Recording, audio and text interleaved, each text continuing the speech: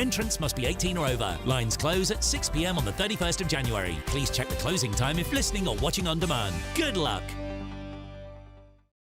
It's Patrick Christys tonight, and here we do things differently. It's explaining the absolute madness of this, doesn't it? It's explosive. I mean, this is very good. It's lively. 850. Your government sat there, Sean, and it did nothing. It's controversial. And the Middle East has been in turmoil since before I was born. It's everything you need to kickstart your evening. Everyone's had their Weetabix tonight. I love to see it. That's Patrick Christys tonight, weeknights from 9 p.m. Only on GBNews, the People's Channel, Britain's news channel. Hi there, I'm Michelle Dewberry, and I'm going to take a second to tell you all about my show, Dubes & Co. We start off with the issues of the day. We then bring in both sides of the argument. We get rid of the disrespect. And then you throw me into the mix. And trust me, I'll tell it exactly how it is. And then, of course, the magic ingredient, you at home. We mix it all together, and what have we got? In my opinion, the best debate show in town. Monday to Friday, 6 till 7 on GB News, Britain's news channel. Join me, Camilla Tominey, for a frank and honest discussion with those in power that cuts through the spin and gets to the heart of the issues shaping our nation. You haven't confirmed that you want to stand as leader, but you haven't ruled it out either. This report basically says that he's not fit to stand trial. Is he indecisive? Incompetent? I deliver the dose of reality Westminster needs. That's the Camilla Tominey Show at 9:30 every Sunday on GB News, the People's Channel, Britain's news channel. Why go out on a Friday night when Friday night comes straight to your home? Talking about? Join me and my A-team of top pundits. Chemistry tonight is electric. As we tackle the big stories of the day with wit, insight and fearless energy. Man of the people. It's all vibe. Just a filing cabinet on wheels with a tie on. So, order in Friday Night Live with me, Mark Dolan, every Friday at 8, only on GB News, the People's Channel, Britain's news channel.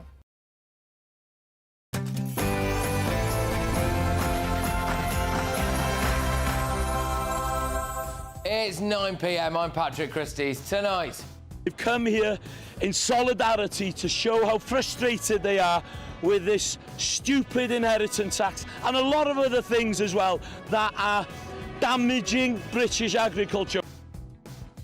the best of British stuck it to Keir Starmer, the farmer harmer. This is a lifetime of work. It's the heritage.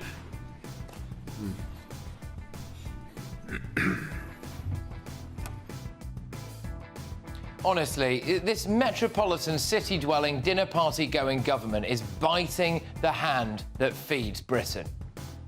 Alias Amulata was convicted of drug dealing, a 17th offence, a very light sentence. So will she commit to deporting those illegal migrants here who are damaging the interests of the British electorate?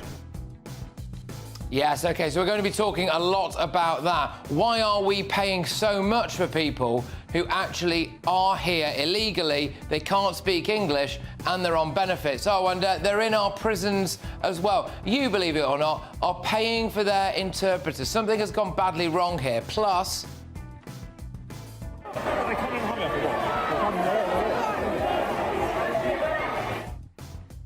a school is asking children to starve themselves for Gaza. Utter madness. And... Polo is a lifestyle. We eat, we breathe, we sleep. Polo. Prince Harry and Meghan Markle's latest Netflix venture is panned as a total disaster. Plus... we film as one clambers into the back of this lorry. A TV exclusive with a couple who found an illegal migrant in their car and then faced death threats. Plus...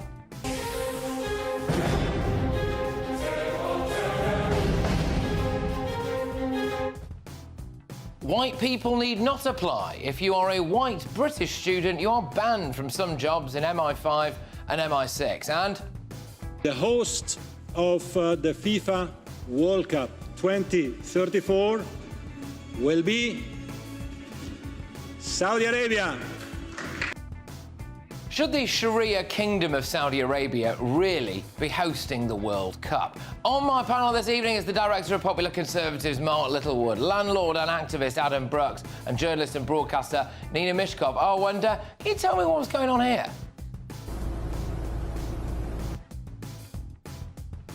I'll reveal all shortly. Get ready, Britain. Here we go.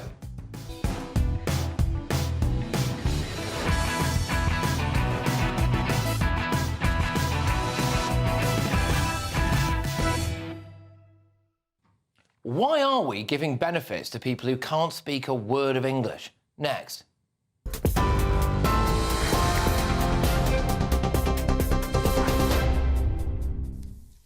Very good evening to you from the newsroom. The top story tonight. Well, after years of what prosecutors called horrific abuse, 3 members of Sarah Sharif's family have been found guilty over her death today.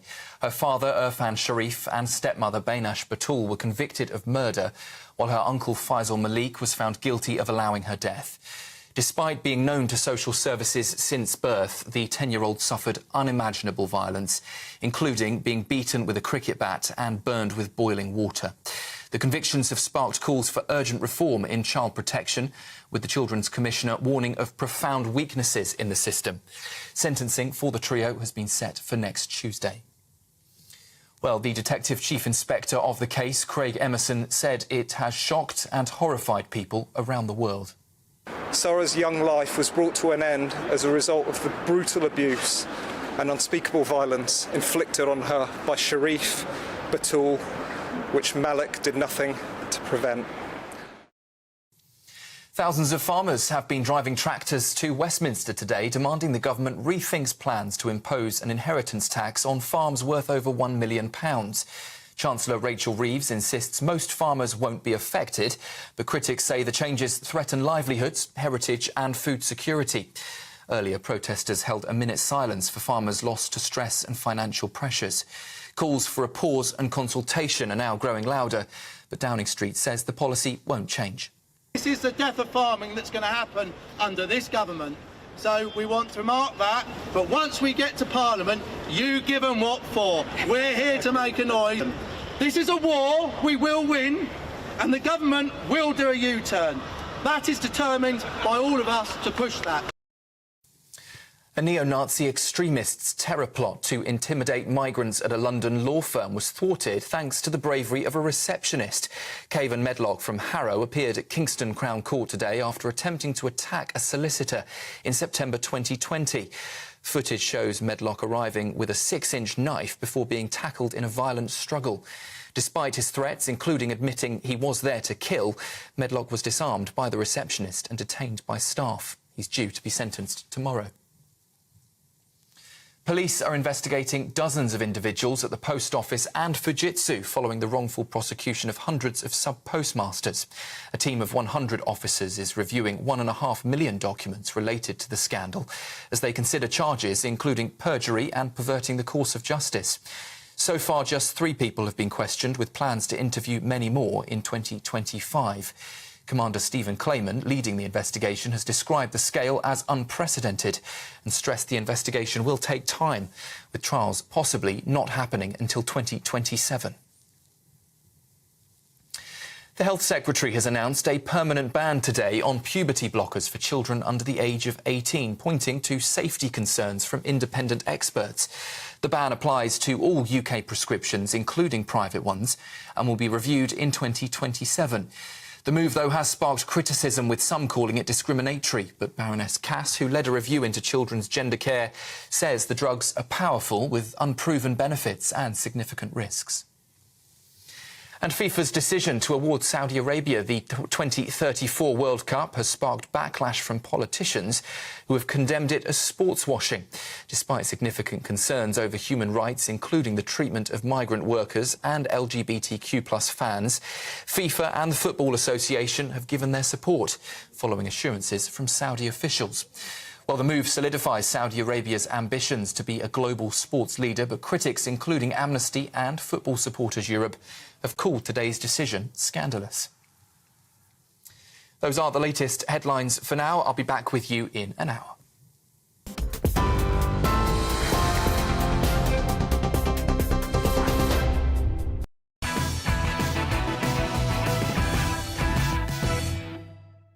Welcome along. The British taxpayer is being used as a cash cow to pay the benefits for people who can't speak English. You're also paying for foreign criminals to languish in our prisons before they're released and then you'll probably end up paying their benefits as well.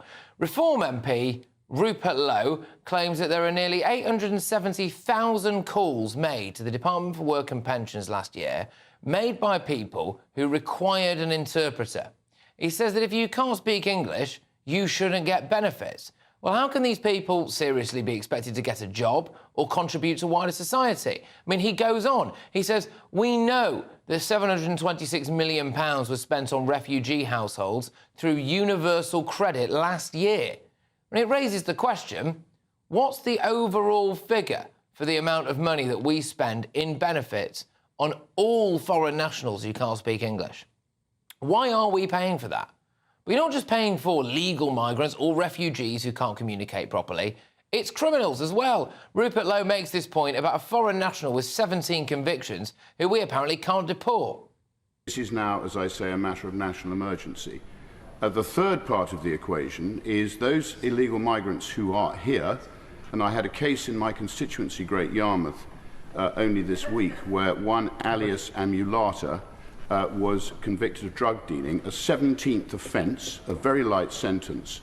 So will she commit to deporting those illegal migrants here who are damaging the interests of the British electorate? Then the Conservative MP Nick Timothy adds to this, talking about the sheer level of criminality among foreign nationals in Britain. 1 in 50 Albanians in Britain is in jail, and nationalities including Jamaicans, Iraqis and Somalis are also disproportionately likely to be criminals. We need better data to inform immigration, asylum and criminal justice policies. So will the government publish the nationality, visa and asylum status of all prison offenders? If yes, can we have a timeline? And if not, can we have a good reason why not? You might have missed that, just that bit at the start there. He says that 1 in 50 Albanians in Britain are in prison. It's remarkable, isn't it? Now, there are parts of the country, like the Royal Borough of Windsor and Maidenhead, where the local council, a Lib Dem majority, by the way, is seeking to increase council tax by 25%. 25%. Well, it's no wonder, is it? Because the British taxpayer is on the hook 4 times here. You pay hundreds of millions of pounds for refugees. You seemingly pay for some legal migrants who can't speak English to get benefits. And then you pay for foreign criminals to live at His Majesty's pleasure. Then you probably pay for their benefits when they come out. The social contract is completely broken. Let's get thoughts on my panel. We've got the Director of Popular Conservatives, Mark Littlewood. We've also got the landlord and activist, Adam Brooks, and the journalist and broadcaster, Nina Mishkov. Mark, I'll start with you. I mean, the social contract here appears to be the British taxpayer paying 4 times over. If someone can't speak English, should they get benefits? I'm not sure I go quite as far as to say they shouldn't, but I think the cost of interpretation is on them. I mean, supposing you can't speak English very well, I would hope that somebody else in your household can. If they can't, you should hire an interpreter. I think the British state should say English only to interact with us in nearly all circumstances. Might make an exception for Welsh, I guess. But the idea that you could choose to, say I want this in, some foreign dialect and it would be paid at the expense of the taxpayer is extraordinary. So I think the basic default is English only. If you struggle with English, get an interpreter. I was interested there in Jacob Rees-Mogg in the trail for your show, Patrick, saying ChatGPT can solve this. So the person themselves should be able to translate into English what they need to say. But English only should be the basic principle of how you interact with the state. OK, Adam, your thoughts on this? If you can't speak English and you've lived here for a while, should you be getting benefits, really, do you think? I don't believe so. Again, I'll echo what Mark said. Look, in 2017, a research centre estimated that we had 1 million illegal immigrants in the UK. That was a quarter of the whole of Europe's illegal immigrants. We're a small island. We cannot cope. That was 2017. Imagine how many we've got now. I would say probably 1.5 million, maybe 2 million. We cannot cope. We've got a Labour government that many of their MPs signed a letter stopping a deportation flight which had rapists and killers on. Now, what chance have we got now? The Tories were bad, but Labour are so weak and so woke, this is only going to get worse. If you file an asylum claim in this country, there's a way that you can get housed and fed still, not deported. We will house and feed you, even if your asylum claim fails. It's a no-lose bet. If you're in Europe, you know you can come here, you can get a cash-in-hand job, you're going to get a bed, you're going to get benefits. There's nothing to lose. And if you're unlucky, you might be one in 100,000 that gets deportated, then you'll come back. That's what a lot of them do. You know, they leave the country. I think we've had one immigrant that has been back 5 times. This country's a joke and things have got to change. Well, the same question to you, Nina. We'll go down the line on this one. I mean, do you think if someone calls up the Department for Work and Pensions, wants some help with their benefits claims, etc., and they clearly can't speak English and they've been here for a while, is that not the kind of time when maybe you should consider stopping their benefits? No, I don't think so. I personally believe that if you emigrate to a country, you should learn the language. My father's sister, Polish, came to Leeds after the war and never spoke a word of English. And I was personally horrified by that. She was living in a community of Poles within Leeds and never felt she had to. And I really... It was so different from my father, who spoke 5 languages, that I disliked that. Having said that, when you ring up pensions and work benefits, there's going to be a complex conversation, a complex financial situation. And you may not, it's not black and white. You can speak English, you can not. There are grades in between. You may not be able to understand financially how to continue that conversation. So you might need an interpreter, because it's a very important thing to you. We all have interpreters in our own way for financial issues. I mean, I'm sure, Adam, you have an accountant. The accountant, he or she, is your interpreter of your financial situation. And I think that we must look on this as something. So we're not saying... I mean, the work and pensions get about 35 million calls, or they handle 35 million calls a year. So we're talking on terms about 1 in... 40. Yeah, absolutely. Still a lot. It is a lot. But I mean, if I were to ring up Works and Pensions, I'd almost want somebody there helping me, never mind the English, but the financial aspect. I don't mind that so much, Nina. But the cost of the interpreter should be... Adam pays for his accountant, the taxpayer doesn't. When I needed medical treatment in Spain last Christmas, and the surgeon, the doctor there, only spoke Spanish, the cost of the interpreter was put on my invoice. That's fine. So if you need assistance, whether it's financial assistance or translating from Albanian into English, be my guest, but don't send me the bill. It's like if I moved to Spain, it's probably very unlikely that I'm going to be able to learn Spanish at this age. Why? No, but I'm just saying there are many expats out there that can't speak Spanish. Lazy. They are not draining the Spanish benefit system. They're putting in, they're spending their money, they're buying properties. So, look, you can say lazy and what... They're not taking away from that country. But if they need to speak Spanish, I think they should pay for the interpreter, not the Spanish taxpayer. 100%. Yes, but what I object to is this thing that all foreigners are bad, that they are lingering on the state system, and what's more, they're clogging up our jails. That is a wildly exaggerated view. The Albanians are. I agree. The Albanians were a much bigger problem than they are now, in fact, because Rishi Sunak did a deal with Albania so that they're not coming in the way they used to, and they can be deported. If they're making an illegal crossing... We're also paying for them to be in prison. No, I agree. But and then you're going to have to... I mean, realistically, I mean, I don't imagine that the kind of Albanians that were in prison had particularly high-flying legal jobs prior to their conviction. But the point is, if they do come out of prison and decide that they do want to go straight, I imagine they'll struggle to get a job, so we're probably paying their benefits as well. The thing is, when we say these things, we're kind of, in a way, we're not demonising, but we're tarring all Albanians with the same brush. No. There are lots of Albanians who have been living here for 20, 25 years. Well, 49 out of 50 of them are not in jail. Well, exactly. So obviously, but the thing is, when we concentrate on these things, it makes it unbalanced. Hang on, it is wildly disproportionate. I looked up the numbers beforehand. On average, in the UK, 1 in 800 people are in jail.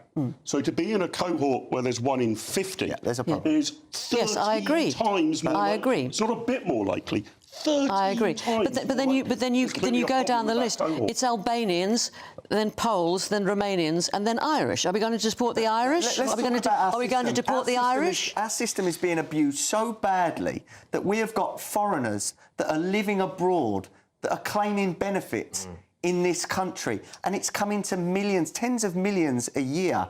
How stupid are our Home Office or the people, the civil servants, that are granting these? And it's the social contract as well, because our tax burden has never been higher. When you look at things, I was sent an article earlier today about the Royal Borough of Windsor and Maidenhead, where they are seeking to increase your council tax by 25%. And unquestionably, some of that has to be down to the sheer volume of money we are spending on the things that we've spoken about tonight, whether it's to do with genuine refugees, whether it's to do with illegal immigrants, whether it's to do with this whole smorgasbord of different services that we are paying out in benefits for people who are not from here, who are not working. And I will caveat that by saying we have enough of that problem ourselves. We have enough people in this country who can't be bothered to go and get a job. We have enough people in this country, especially that younger age demographic of 18 to 30, who cannot be bothered to get off their backside and out of their mum and dad's house. That started under the last Labour government. Blair and Brown made it possible to live off benefits if you wanted to choose to do so. And the Tories didn't do anything about that. Getting back to the original thing, what I object to is people just saying foreigners, as you know, as if, you know, we British and foreigners aren't human beings. We're talking about benefits for human beings. We're talking about benefits for people who come. A system that's being gamed disproportionately. Disproportionately by more basically British people. Disproportionately by more foreigners. So I don't want to foreigners. Foreigners. I would caveat that with saying, or in a way, I think what we're talking about is fraud. Actually, not really. But what nationality the people committing that benefits fraud are is something. But if they happen to be foreign, then maybe that's something we can remove. I doubt that anybody who needs an interpreter to have a conversation with the Department of Work and Pensions is able to commit fraud. There's a simple approach, isn't there? A simple principle. If you want to come over and live here, we basically expect you to be a net contributor, not a net beneficiary. Absolutely. We can help people to learn English. We've got to knock it on the head for now. But thank you very much. Another lively start. Yes, and talking of things you can just get for free, it's time now for our biggest and greatest Great British giveaway this year. It's your chance to win £50,000 in tax-free cash. It's the biggest cash prize we've ever given away, and it could all be yours. Here's how. It's the biggest, greatest Great British giveaway so far, with your chance to win a spectacular £50,000 in tax-free cash 2025.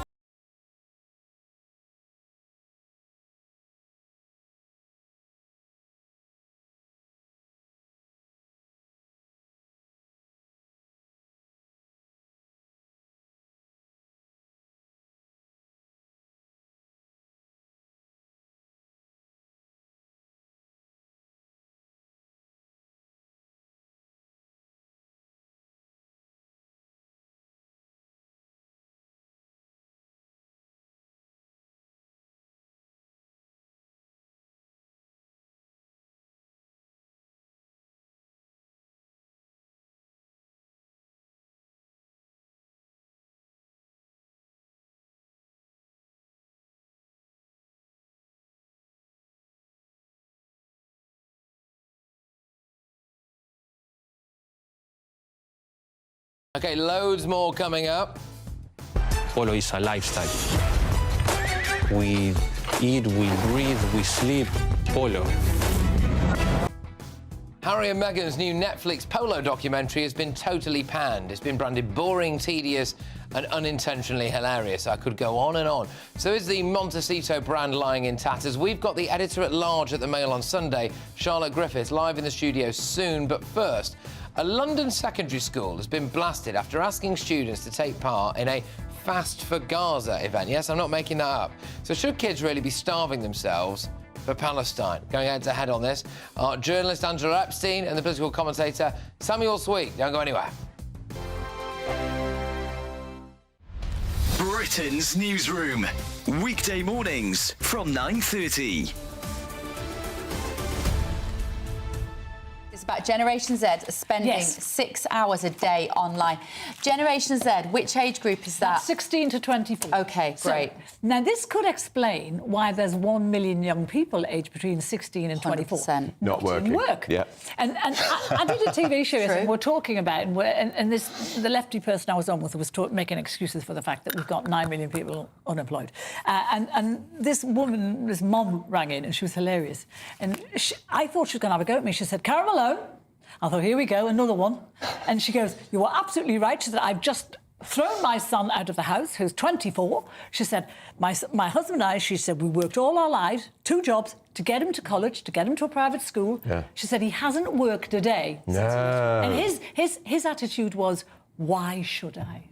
And you think... And she said he spends all day online. On his phone. All he's Because doing. we would have gone to get a job because we were bored. And the trouble is, Jonathan, the younger generation are never, ever bored because the algorithms keep them stimulated. Well, the dopamine hits keep coming. I think it's actually a problem for all of us. Yeah. You know, now for anyone, if you just have a moment to yourself, a lot of people of all ages, what do we reach for? We reach for our phones, particularly for those. Obviously, if we're with a friend, we'll talk to them. Your age group, you're not talking about... Well, I know that. I've spoken to a lot of people who are in their 50s and 60s who also will just, you know, if they have a free month on the tube or whatever, they'll just look at their phone and read. And it's actually terrifying because on the iPhone every Monday it tells you how much time you spent on your phone the previous week, and it's... How much for you? On average per day? Fair few hours. I mean, a lot of that will be work. What's a ballpark? Oh, more than 5? Occasionally 5, yeah. Well, better things to do. Spending 6 hours a day. Do you never read a book? Well, that'll be at night time. GB News, the People's Channel.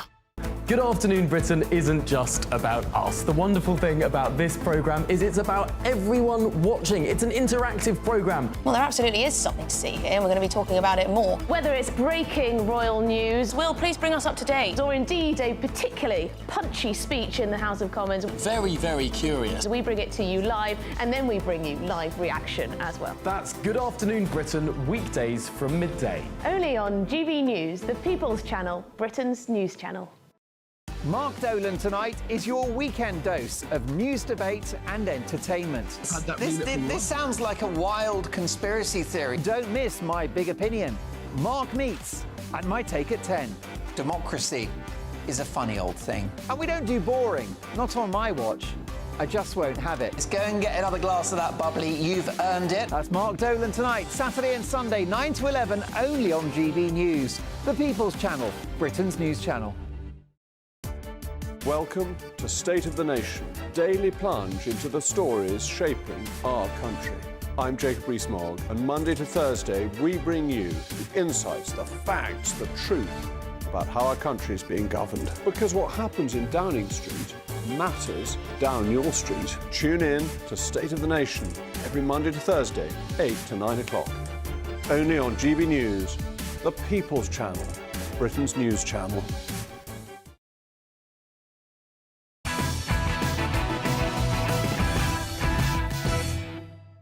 Welcome back to Patrick Christys tonight. Now, coming up, as Harry and Meghan's new Netflix documentary is slammed by critics, is their brand in tatters? But first, should school kids really be starving themselves for Gaza? It's time now for the head-to-head. So, a London secondary school has sparked outrage after asking students to take part in a collective fast for Gaza this Friday.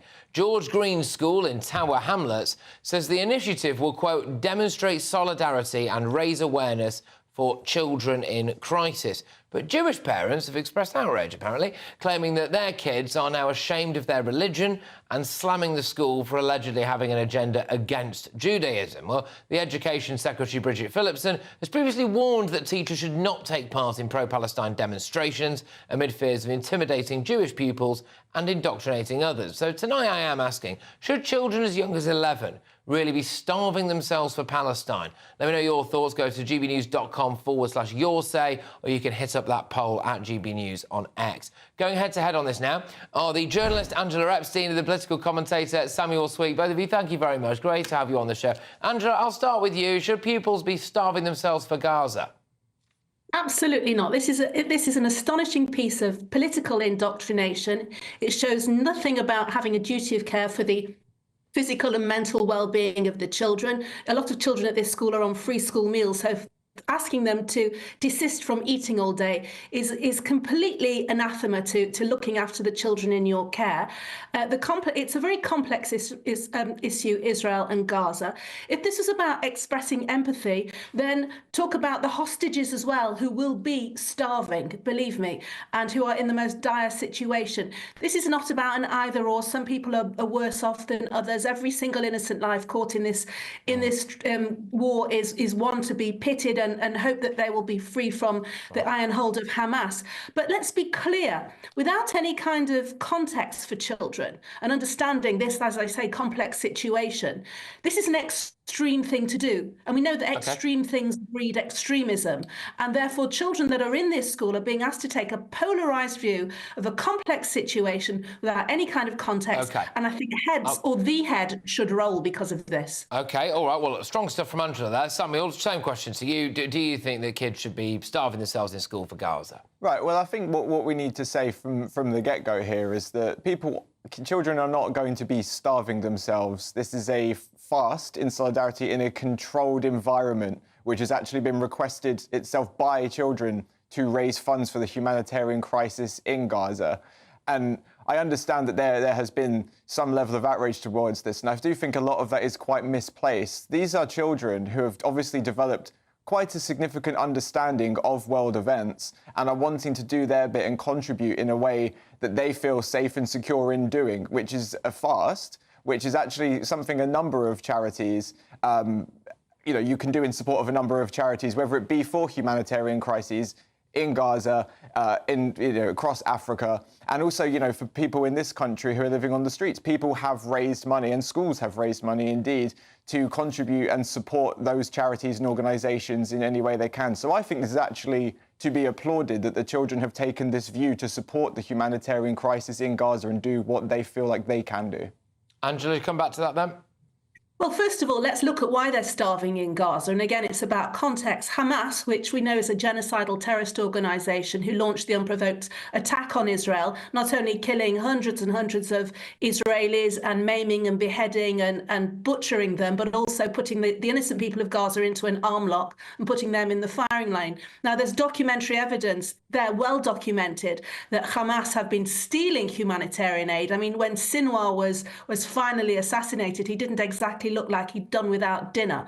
They have taken the food that's meant for the people in Gaza. So rather than do some stupid stunt where children may be pressurised to conform, there may be children with eating disorders or eating issues who feel that because their mates are doing it, they've got to do it too. Look at it in a rounded way. Yes, it's a world event. You can engage children in world news. Take a view about all sides of the debate, or better still, allow schools to just be schools and not bastions of high-level political discourse, which is extremely polarised in terms of the Israel-Gaza conflict. This is not the place or time to do it. And as a mother, never mind a Jewish mother, I would be absolutely outraged if my children were at this school. Like I say, their headmaster, if he does, or headmistress, I don't know, should either be dismissed or suspended if they allow it to go ahead. Well, Samuel, look, this part of London, Tower Hamlets, I do remember, well, it must have been about a year ago now, actually. I covered a story where some children were being taken out of schools to take part in a day of solidarity and action, as it were, with what was going on in Gaza. And now, obviously, we have this. When you hear some of the quotes or remarks from some of the Jewish parents, they say that some of their children maybe feel as though they are being highlighted now for being Jewish and in a negative sense, given the nature of the conflict over there. Is that something that you think that school should consider, Samuel?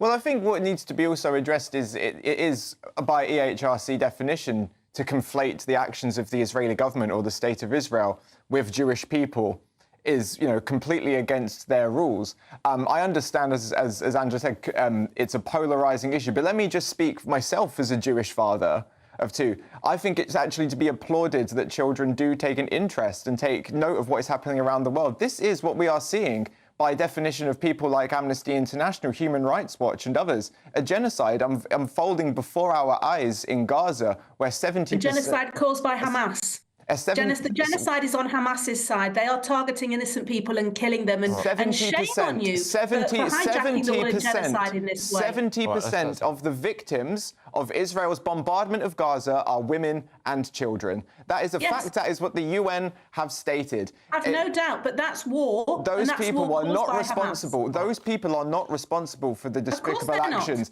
and yet they've been killed by the Israeli state in the bombardment But of they're not Gaza. deliberately Angela. targeted. They're not deliberately targeted in the way Hamas Angela, deliberately targeted Jewish people and people in Israel. Schools, hospitals, the Israeli government has. I don't know where you're getting your information from, and I'm appalled by what you're saying. But ultimately, to circle back to the debate, because it's such a low blow to use the word genocide when it's entirely inappropriate. It's not just my word, Angela. It's the word of groups like Amnesty International. Children during the Amnesty International have got lots of form when it comes to dealing with Israel and showing their bias. Okay. In terms of Israel, in terms of this school, rather, it is entirely inappropriate to encourage children not to eat during the school day. How can they concentrate? How can we have a peaceable situation where they're being told don't touch your food during the day? All right, okay. Look, guys, we could obviously carry this on pretty much indefinitely, actually, but we are unfortunately out of time. Thank you both very, very much for coming on. It was great to have both of your views on that particular discussion. GBNews has approached George Green's school for a statement,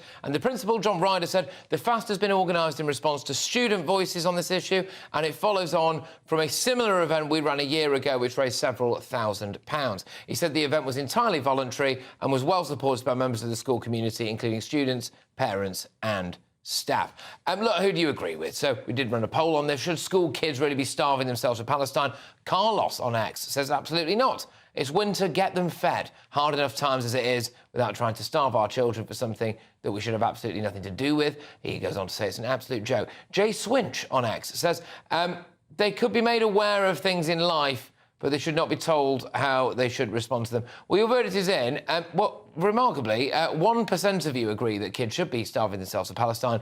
99% of you say they shouldn't. So, admittedly, not a huge amount of nuance in that particular poll there. But yes, for something I think maybe, well, a little bit more charitable in some senses. During Advent, as we count down to Christmas Day, we're hearing from church ministers across the country. Each day, they have a special message for you to celebrate the festive season. The GB News Advent Calendar, Day 11. Hi, I'm Chris Tufnell. I'm the vicar of Uterbridge Parish Church near Sheffield. Do you know the story of the Christmas Day Truce 1914? It's very well known. British and German soldiers of the First World War climbed out of their trenches and began to exchange gifts of chocolates and cigarettes, even playing a game of football. It's well known, and rightly so, because what a beautiful thing it is for peace to be brought into a place of conflict and war. Of course, that was supposed to be the war to end all wars. That's what they called it, but we all know it wasn't. Human history is littered with conflict. And conflict isn't just something that happens between nations. It happens between colleagues, neighbours, friends and family members. It can even happen within us. At Christmas, we remember that Jesus came into the world to bring peace. Peace between humans, but also peace between humanity and God. In a sense, the birth of Jesus was the original Christmas Day truce. The invitation is for us to climb out of our trenches and enjoy with him the peace he offers. Happy Christmas. Well, you can go and see all of our very special Advent messages as Christmas approaches by going to gbnews.com/Advent. Merry Christmas, everybody. Now, coming up, young white Brits have lashed out at DEI schemes, that's diversity schemes, that ban white people from applying for certain jobs. So aren't so-called positive action schemes just frankly blatant racism against white people? Commentator and the host of the Rational Voices podcast, Sunil Sharma, joins me very soon. But first... Polo is a lifestyle. We eat, we breathe, we sleep polo. Well, that is Harry and Meghan's new Netflix polo documentary, and it has been completely panned. It's been branded boring and tedious, and that's just the half of it. So is the Montecito brand lying in tatters? We've got the editor-at-large at the Mail on Sunday, Charlotte Griffiths, live and next. Hi there and welcome to the latest update from the Met Office for GB News. The next 24 hours will be rather gloomy for most of us, with a lot of low cloud, mist and fog, some patchy drizzle too, but clear and frosty for some, most notably those areas that have seen sunshine during the last 24 hours. Scotland, mostly central and northern parts of mainland Scotland, where we'll see clear spells continuing overnight. Frost widely forming under those clear skies and some patches of fog. But eastern Scotland and the far north and west, mostly cloudy. Likewise for Northern Ireland, England and Wales. And in fact, across the east of England, increasingly low cloud will lead to a gloomy start to Thursday, with largely drizzly rain starting to move in from the North Sea, and that will reach parts of the Midlands by dawn, and it's going to be dreary and damp in these areas. Southwest England, similar conditions, but for the west and north of Wales, perhaps some brightness coming through.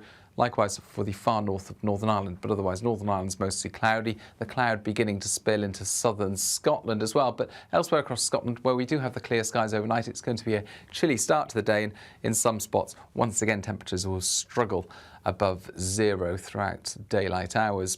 Some patchy fog persisting in places as well, but the gloomiest skies, I suspect, by now will be across much of England into East Wales as well, with outbreaks of light rain and drizzle. 8 to 10 Celsius in the south, a little milder compared with the recent days, but staying cold for parts of Scotland. Now, by Friday morning, the low cloud in the south and east will be spilling its way into southern Scotland as well as western Scotland and parts of Northern Ireland. So for most of the UK, Friday is a cloudy day. There'll be outbreaks of rain and drizzle as well.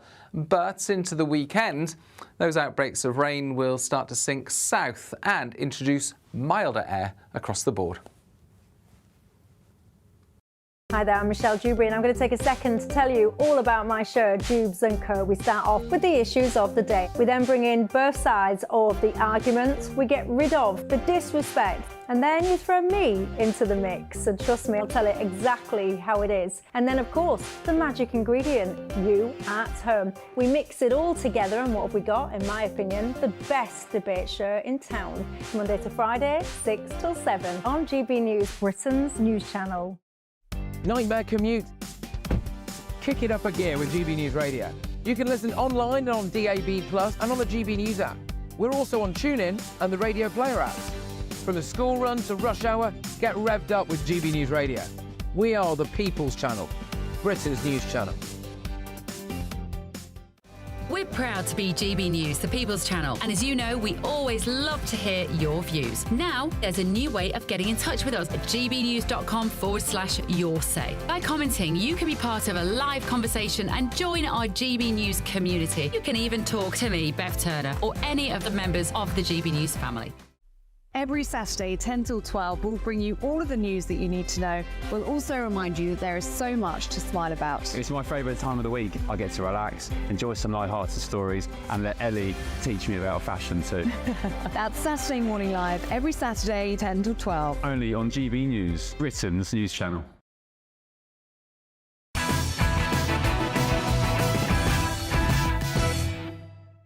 Yeah, welcome back to Patrick Christys tonight. Coming up, are diversity schemes that ban white people from applying for jobs racist? But first, another Christmas means yet another creative offering from the Duke and Duchess of Sussex as they have another crack at making a Netflix hit.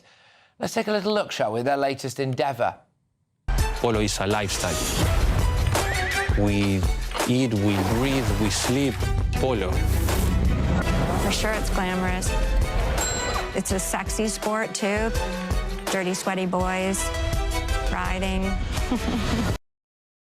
Possibly not marketed at me, but as riveting as that looks, this new documentary, which is centred around Harry's polo competitions, has today been slammed by critics and viewers alike, receiving 2-star reviews, more or less, across the board. The Telegraph described it as nothing more than a dull indulgence about a rich person's pursuit. The Daily Mail piled in the misery with a 1-star review calling it awful, adding that it was flat, plodding and really rather boring. Get this, even The Guardian have trashed it. They labelled it unintentionally hilarious, calling Harry's favourite sport the stupidest, most obnoxious known to humanity. This follows a string of recent failed projects for the pair, including a struggling lifestyle brand and a Spotify deal that was scrapped after just 13 episodes. So is that brand now in tatters? Charlotte Griffiths, the editor-at-large at the Mail on Sunday, joins me now. So is this just a load of tosh then? Yes, I'm afraid it is. It really is just, it's something between Selling Sunset and Made in Wrexham. But with Made in Wrexham, you're kind of really gunning for the boys and they need this football, you know, to succeed and this football club to do well. But with these polo players, it doesn't matter if they don't do well. They're all multi-millionaires. They've got houses, they've got planes. You know, if they fall off their pony, they've got another 10 ponies. One of the guys in the show doesn't even know the names of his horses. If you have 4 horses, you'd learn the names. It's not that hard, is it? It's just 4. And, you know, and actually, I mean, if you're sort of involved in PETA, you're very anti-polo because they say that it's actually very cruel on the horses. Anyway, so it's just, it comes across as obnoxious, like The Guardian says, and a load of old tosh, I'm afraid. Well, Harry and Meghan don't, from what we know, aren't actually in it that much either, which I think has angered Netflix bosses. Yeah, I revealed this in the Mail on Sunday a few months ago because, of course, when Netflix gave them this deal, they were hoping for lots of Meghan and Harry content, because actually Meghan and Harry content does very well. And of course, Harry plays polo, and it's the sport of kings, and his dad is a king, and he played polo, and his grandfather, Prince Philip, really well-regarded polo player. So they were hoping that this would bring a lot of royal, you know, input, basically. But there's nothing. There's no members of the royal family, not even really Prince Harry. He has a cameo in episode 5. He's a little bit in episode 1, a tiny amount. But he's not really in it. And in fact, behind the scenes, they called it the Nacho Show, because Nacho Figueres, who is a very famous polo player, if you're into polo, it's kind of really his show. It's all really about him. He played a real hand in the show and basically organised a lot of it. Seems to do a lot of the hard graft. So they ended up calling it the Nacho Show behind the scenes. So if Netflix proved to not be too happy with this and the reviews are anything to go by and it's panned and it might only be watched for general kind of comedy value and Harry and Meghan are deemed to not really have been working for their money, then where does that leave their brand? It's not good for Archewell. So Archewell's mission statement was that it was going to present truthful and relatable content, to use a Meghanism. And I just don't think this is relatable content. I mean, if you're a polo player, you're a multi-millionaire, you've got a string of polo players, you have to have at least polo horses, you have to have at least 6 of them. So I think this is going to go down as a flop. And then in the new year, she's got a cookery show. And The Guardian today reported that the Netflix were reluctant to put it out, and we don't know why. Oh, wow. So if that's true, then the one last thing they've got is this Meghan cookery show, and it's probably their last chance of keeping Archewell as a really successful TV production brand. So there's a lot riding on the new year. So conceivably, she's recorded a cookery series that Netflix might not even play. I think they probably will. They're going to have to, but it's obviously proved very hard to produce for whatever reason. I mean, some say Meghan's very difficult to work with, very, very particular about the output. I suppose there's a chance it may never come out, in which case their chances of getting a new deal are obviously 0. They don't know yet whether their Netflix deal will be renewed. It seems to me pretty unlikely, given that their other 2 shows, one was about the Invictus Games, which was very worthy, but not that successful. And the other one was about leadership, which just wasn't at all successful. And then, of course, there was the initial one, which was all about them. Yeah.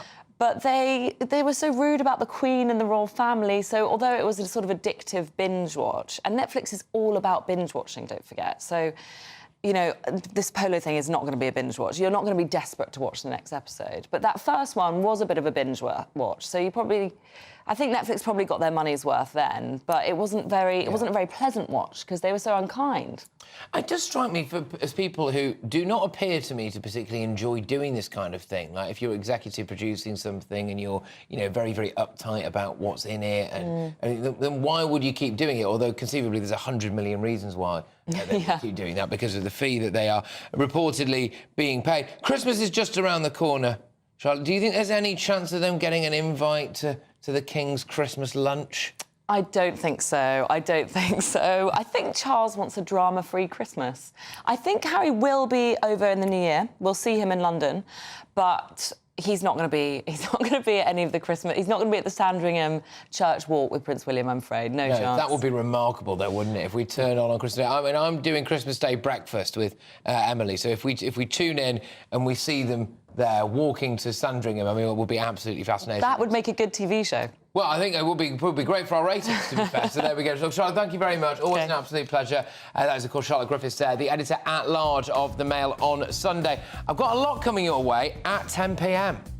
Come here in solidarity to show how frustrated they are with this stupid inheritance tax and a lot of other things as well that are damaging British agriculture.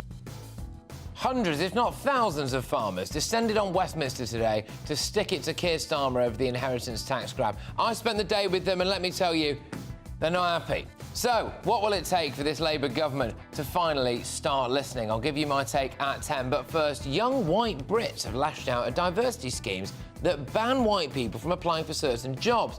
So aren't so-called positive action schemes actually just blatant racism against white people? Commentator and the host of the Rational Voices podcast, Sunil Sharma, joins me shortly.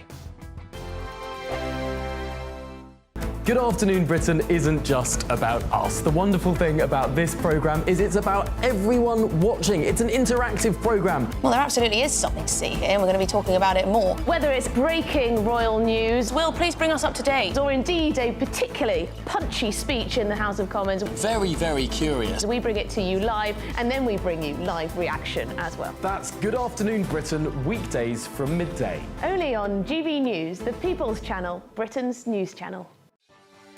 Martin Daubney, weekdays from 3 p.m. Locals in Abingdon in Oxfordshire have signed a petition to keep the name of their local pub, and it's called The Midget. Now, this comes after a university lecturer led an 11-month campaign to change the name of the pub, and the owners, Green King, have caved in. But locals are fighting back, and GB News spoke to one resident, Leanne Thompson, for her thoughts earlier today. I'm not feeling great about it, to be honest. You know, it's a pub that's been here for a very long time. It's called The Midget after a MG car, and they're changing it to the Roaring Range Rock, which a lot of people are not happy about. We know why they're changing it, but a lady apparently came in who was very upset at the offensive term for the name midget. But nobody here sees it as an offensive term. You don't see the midget and feel any kind of offence towards that. It's named after a car. If she was to actually come, she might actually know more about it, but apparently she's not even been into the pub. She's just heard about it and broadcasted on social media that she wanted the name changed because it's offensive, which as locals don't feel that way. It's the midget. It will always be the midget. And if you look, it's even still on Midget Close. So I don't know if they're going to change it to the Roaring Range Rock Close. Do you know, you should walk into the Midget now and go, do you serve shorts? And just keep going on the joke. It's named after a car, the MG Midget, that was manufactured in the town of Abingdon for a while. The car was released in 1961. The Boozer was built in 1974, giving huge pride to the area. It wasn't named after midgets, you know, the Snow White and the 7 vertically challenged individuals variety. It's named after a car. GB News, the People's Channel. Join me, Camilla Tominey, for a frank and honest discussion with those in power that cuts through the spin and gets to the heart of the issues shaping our nation. You haven't confirmed that you want to stand as leader, but you haven't ruled it out either. This report basically says that he's not fit to stand trial. Is he indecisive? Incompetent? I deliver the dose of reality Westminster needs. That's the Camilla Tominey Show at 9:30 every Sunday on GB News, the People's Channel, Britain's news channel.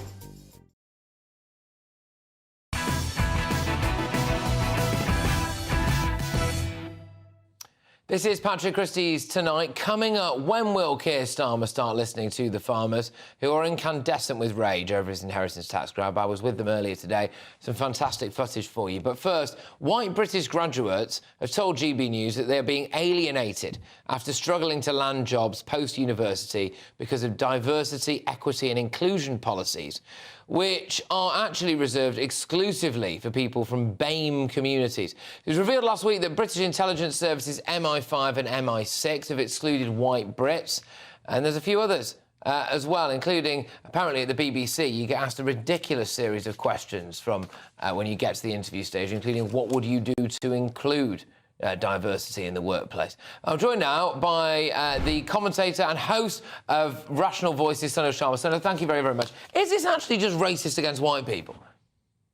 Yeah, for sure. This is, I think if you took this to any other race where you said that there is a group of people that we're no longer going to give any job opportunities to, I'm pretty certain everyone would say it's racist. If you secluded the black community, brown community, you said you cannot apply for a job because we have essentially too many of you, so therefore don't apply. I think we would all be up in arms and saying it's racist.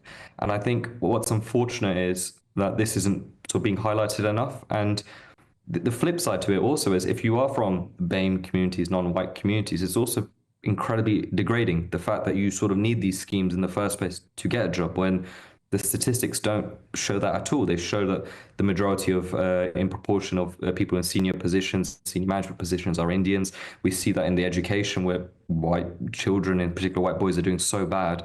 So this concept that they needed these schemes is incredibly degrading, and it's racist. You to white also people. mustn't want the idea that someone would only think you'd got the job as some kind of token effort. I mean, it's not a great way to walk into a workplace, is it? It's not nice, and, it's not the way it should be, really. But also, when it comes to things like our intelligence services, with respect, I just don't think we should really mess around with that. It should just probably be the best people for that job, whoever they may well be.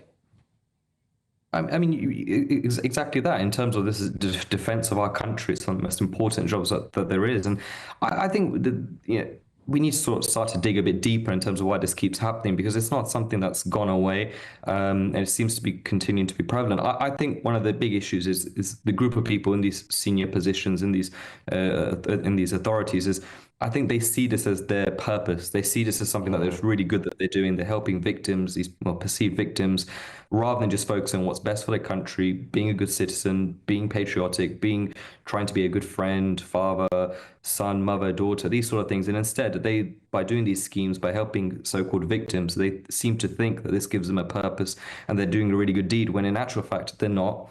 And I think we almost need to keep saying this. 82% of this country is white. I know it's not like that in London and in Birmingham, Manchester, places where a lot of these decisions are sort of made, and where we have these authorities that essentially make these decisions, but the vast majority of the country is still white. And I think it's really sad and depressing that we are essentially pushing the largest group of people that will be working in this country almost down towards the gutter, and we're just going to keep pushing them there, both in the workforce, both in education. And on the flip side, this is awful for black, brown, and everyone else, and all the other skin colors, because if the productivity of the country is declining and we're going down this route, then that's awful for everyone. The opportunity to get other jobs, great businesses, have employees, and all this sort of stuff. So I think it's a disappointing thing to see, and it's a shame that in 2024 we're still doing this, and this obsession with race, I think, just needs to stop. Look, Sunil, thank you very, very much. You've absolutely knocked that out of the park there, so thank you so much for coming on. It's Sunil Sharma there, who's a commentator, friend of the channel and host of Rational Voices. Take care. Coming up in just a couple of minutes' time. Look at this now. No farmer, no feast. Merry Christmas. And this sums it up. They're saying, look, hey, they are the hand that feeds us, and why would Keir Starmer and Rachel Reeves want to bite that hand?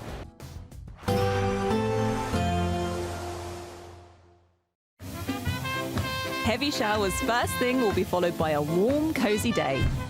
Boxed boilers, sponsors of weather on GB News. Hi there and welcome to the latest update from the Met Office for GB News. The next 24 hours will be rather gloomy for most of us, with a lot of low cloud, mist and fog, some patchy drizzle too, but clear and frosty for some, most notably those areas that have seen sunshine during the last 24 hours. Scotland. Mostly central and northern parts of mainland Scotland, where we'll see clear spells continuing overnight. Frost widely forming under those clear skies and some patches of fog. But eastern Scotland and the far north and west, mostly cloudy. Likewise for Northern Ireland, England and Wales. And in fact, across the east of England, increasingly low cloud will lead to a gloomy start to Thursday, with largely drizzly rain starting to move in from the North Sea, and that will reach parts of the Midlands by dawn, and it's going to be dreary and damp in these areas. Southwest England, similar conditions, but for the west and north of Wales, perhaps some brightness coming through. Likewise for the far north of Northern Ireland, but otherwise Northern Ireland's mostly cloudy. The cloud beginning to spill into southern Scotland as well, but elsewhere across Scotland, where we do have the clear skies overnight, it's going to be a chilly start to the day, and in some spots, once again, temperatures will struggle above 0 throughout daylight hours. Some patchy fog persisting in places as well, but the gloomiest skies, I suspect, by now will be across much of England into East Wales as well, with outbreaks of light rain and drizzle. 8 to 10 Celsius in the south, a little milder compared with the recent days, but staying cold for parts of Scotland. Now, by Friday morning, the low cloud in the south and east will be spilling its way into southern Scotland as well as western Scotland and parts of Northern Ireland. So for most of the UK, Friday is a cloudy day. There'll be outbreaks of rain and drizzle as well. But into the weekend, those outbreaks of rain will start to sink south and introduce milder air across the board. Expect a warm front, moving from the kitchen right through to the rest of the house. Boxed Boilers, sponsors of weather on GB News.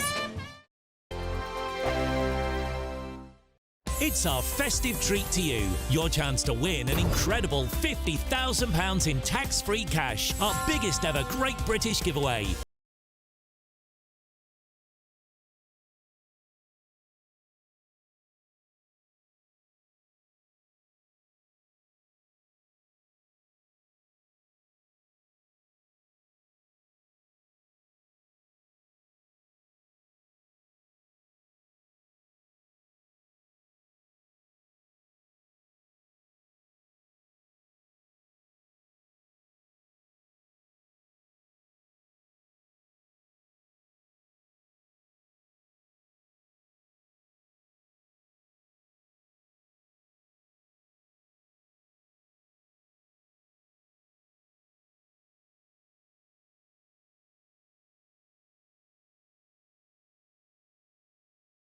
Luck.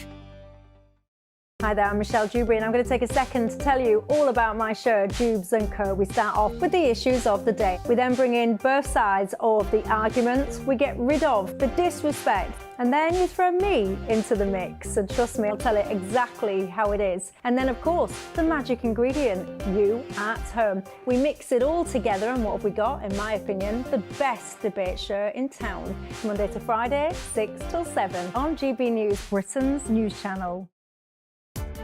Welcome to State of the Nation, daily plunge into the stories shaping our country. I'm Jacob Rees-Mogg, and Monday to Thursday we bring you the insights, the facts, the truth about how our country is being governed. Because what happens in Downing Street matters down your street. Tune in to State of the Nation every Monday to Thursday, 8 to 9 o'clock. Only on GB News, the People's Channel, Britain's news channel.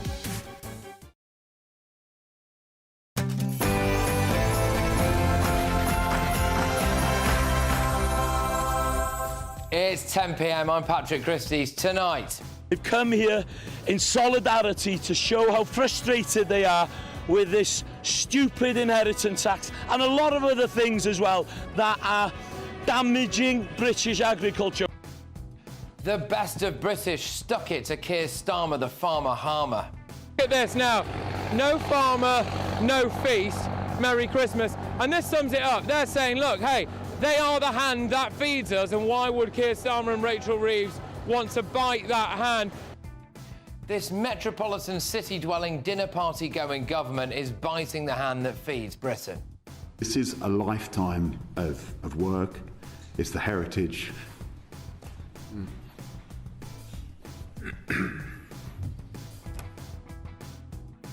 Reeves and Starmer have brought our brilliant farmers to tears, and they're still not listening. Also, we film as one clambers into the back of this lorry. It's a TV exclusive for a remarkable story, this, with a couple who found an illegal migrant in their car and then faced death threats in the aftermath. Plus, the host of the FIFA World Cup 2034 will be Saudi Arabia. Obviously. Should the Sharia state of Saudi Arabia really be hosting a World Cup? On my panel tonight is the director of Popular Conservatives, Mark Littlewood, landlord and activist Adam Brooks, and journalist and broadcaster Nina Mishkov. Oh, and can you tell me what happens next here?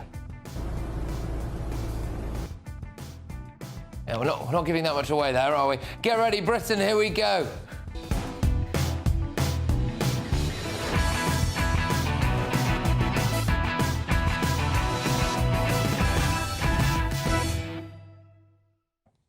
Good evening. Keir Starmer and his cabal of metropolitan, city-dwelling, dinner-party-going, lovey elite have gone to war with farmers, and it's a war they'll lose. They chose to bite the hand that feeds Britain. The only problem for them is that this hand hits back. So proud of being part of this community, but not just proud. Every single one of these farmers doesn't want to be here today. They want to be home, they want to be watching after their livestock, they want to be tending to their crops and being with their families. But what they have done, they've come here in solidarity to show how frustrated they are with this stupid inheritance tax and a lot of other things as well that are damaging British agriculture. We need to feed the nation in an affordable, seasonal, healthy way. And we've done that since day dot. London wouldn't be here without farmers, nor would any of the other big cities. We feed everybody once, twice, or 3 times every day. But these people in their ivory towers have no understanding of the importance of the farmers, the countryside, the community, and everything we bring. Oh, gosh. Yes, I was at that farmers' protest earlier today. Remember when Keir Starmer said this? We have been very clear that for working people, we are not going to increase their taxes. So that means we are not increasing income tax, national insurance or VAT. For working people, we will not be increasing their taxes. Well, he has decided to tax the hardest working people in Britain, hasn't he? Just listen to this 18-year-old lad here who is the very best of British. I used to be here at 4 o'clock in the morning, going out to do milking cows at 5 o'clock and other duties down there, and then we'd finish 5:30, 6 o'clock in the evening. That's our normal time, but they could carry on till midnight, 1 o'clock in the morning. There's no end of day. It's go to work, carry on working, 2 hours sleep, back out to harvest again in summer. So it's never ending. Up at the crack of dawn, gets a few hours sleep, then he's back out to work again. And now this Labour government has stolen his future. But it goes deeper than that. This is an assault on the British countryside, the rural way of life. And once it's gone, we'll never get it back. The metropolitan Labour lovies, they won't understand this because they think the entire country is just like North London. But this is British culture we're talking about here. I personally think it's part of our heritage. This has gone on for years and years and years, generation after generation, and it's going to stop because of this. And because a farmer never sells his land, but they'll make them sell it now because the land stays in the family for years, and for many years, and they take their profit from working the land. It's just wrong, completely wrong. It's our heritage, as I say. Labour seem happy for people like Bill Gates and BlackRock to own the countryside. Well, Bill Gates has got his finger in a lot of pies. You know, he owns half of the farmland in America. He was here just before the budget in number 10. And he's also very involved in so-called health, you know, telling us that we need to stop eating meat and start eating fake meat, okay? And he's also... Yeah, and many of these farmers can barely make ends meet. I mean, listen to this Labour MP on Politics Live today. Listen to what comes tumbling out of her mouth like a torrent of ignorant diarrhea. Come from a country where, or my family come from a country where there are lots of farmers. Quite hard to find a poor farmer. Well, let me tell her this. She's about to meet several poor farmers. And the farmers I spoke to are considering strike action, so she might not be so snarky then. But with hundreds of tractors outside the House of Commons, well, you know, look at that. Just look at that. What a picture that is. What an image. Thousands of people were there supporting the farmers today. Tory leader Kemi Badenoch decided to ask this question at the start of PMQs. Mr. Speaker, last week the Prime Minister didn't seem to want to talk about appointing fraudsters to his cabinet. In fact, he seemed to want to talk about immigration. So let's talk about immigration. Yeah, I mean, look, hey, I obviously quite enjoy talking about immigration regularly on this show, but, I mean, that was an open goal out there, Kemi. Well, what's she thinking? You know, go off on the farmers, all right? And what has our state broadcaster, the BBC, made of this protest? I did a quick scan of their homepage on the news there before I came on air. Well, they haven't really put it on the main homepage of their news site. As far as I can tell, anyway, they don't really seem to care that much. They don't think that's a top story, do they? Well, we care here at GB News, and we care because of stuff like this. This is a lifetime of work. It's the heritage.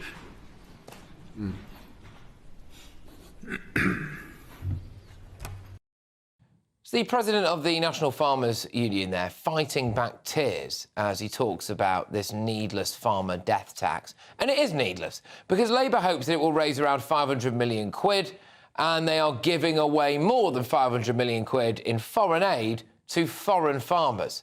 I mean, this is the kind of economics that could only be drawn up by someone who allegedly lied on her CV to become Chancellor. If the farmers do decide to strike, Britain will back the farmers over Keir Starmer. Let's get thoughts on my panel. We've got the Director of Popular Conservatives, Mark Littlewood. We've got business and activist as well, Adam Brooks, and the journalist and broadcaster, Nina Mishkov. Yeah, Mark, I mean, there's a heck of a lot to go out here, but firstly, do Labour just need to U-turn on this now and get it over with? Yes, I mean, they have waited so long. I mean, it's always problematic for a government if you U-turn. So sometimes even if you realise you've made a mistake, and I'm not sure that penny's dropped yet, you're loath to U-turn because it's such a loss of credibility. I suspect they will try and find some nuanced way out of this. They'll put it out to consultation. They'll slightly redesign exactly how inheritance tax applies so it doesn't actually apply to any farmer that's actually working in some way. They will be working around the clock to find out if they can insert some new sub-paragraph that renders this fine. At the moment, though, they are treating farmers like fools. I mean, the suggestion is, oh, this is hardly going to affect any of you. So why are these guys turning up in their tractors outside Parliament? I trust the farmers' judgment of whether it's going to affect them. There was a thing that it was reasonable for the government to solve, that the way we treat inheritance tax on farms does mean that there's an attraction for very rich billionaires to buy up farmland, not farm, and pass it on inheritance tax free. We've got to find a way of sorting out that loophole. Well, but you can that. surely, yeah, stop that. Stop that. But they thought they'd close this off, but they're probably going to end up launching an assault on British heritage, which for 500 million quid, what an idiotic political battle to fight. This notion as well that, oh, well, the farmers have to pay to fund our NHS. One day. What's that, like a day, is it? Right, so we'll raffle off the British countryside to these multinational corporations. To run the NHS for 24 hours. To run the NHS for 24 hours. Look, again, I was there today as well. Good to see you was there. Now, it angers me that the BBC haven't given this really any airing, because I watch it on the BBC tonight at 6 o'clock news. As Patrick said, the website that's seen by millions, it's hardly anywhere. But the news actually on the telly was there. Okay, but, I watched it on the BBC News. This is important. There was about 300 or 400 tractors on the roads outside Parliament today. I've never seen anything like it. It was so impressive, and I spoke to farmers, and the anger is off the charts. Look, when people on social media say, oh, why shouldn't the farmers pay inheritance tax? The average Brit, like us, does not contribute to feeding the nation. These put food in our supermarkets, food on our table. It's a generational industry where you can't just learn farming overnight. It's not an industry where if it all went wrong, we can bring the army in and they can sort it. No. It takes years to learn how to farm. These are experts in their field. And Jeremy Clarkson's done pretty well for himself. Labour is doing their pretty best quickly to ruin that. And I think they've picked a fight they cannot win. And if they decide not to put the food in the supermarket and go on strike, I back them with that. Does it concern you, Nina, at all that people like Bill Gates and some of these corporations and funds or whatever, like BlackRock, could just buy up vast swathes of the British countryside and serve as goodness knows what tripe. Well, I think what Keir Starmer has tried to do, and very crudely and badly, is to prevent that happening, to stop wealthy people from using this as a way to sidestep inheritance tax, putting their money into land, and that's who he's tried to grab. And unfortunately, like in fishing, if you put the net out and you want the big tuna, you get the little fish as well. Now he needs to actually fish with a much finer net, if you see what I mean. I think that, first of all, I'd like to say that actually farmers are often stuffed more by the supermarkets than they are by the government. They are pared down to the bone with their profits. And also, my grandfather, my Scottish grandfather, was a farmer.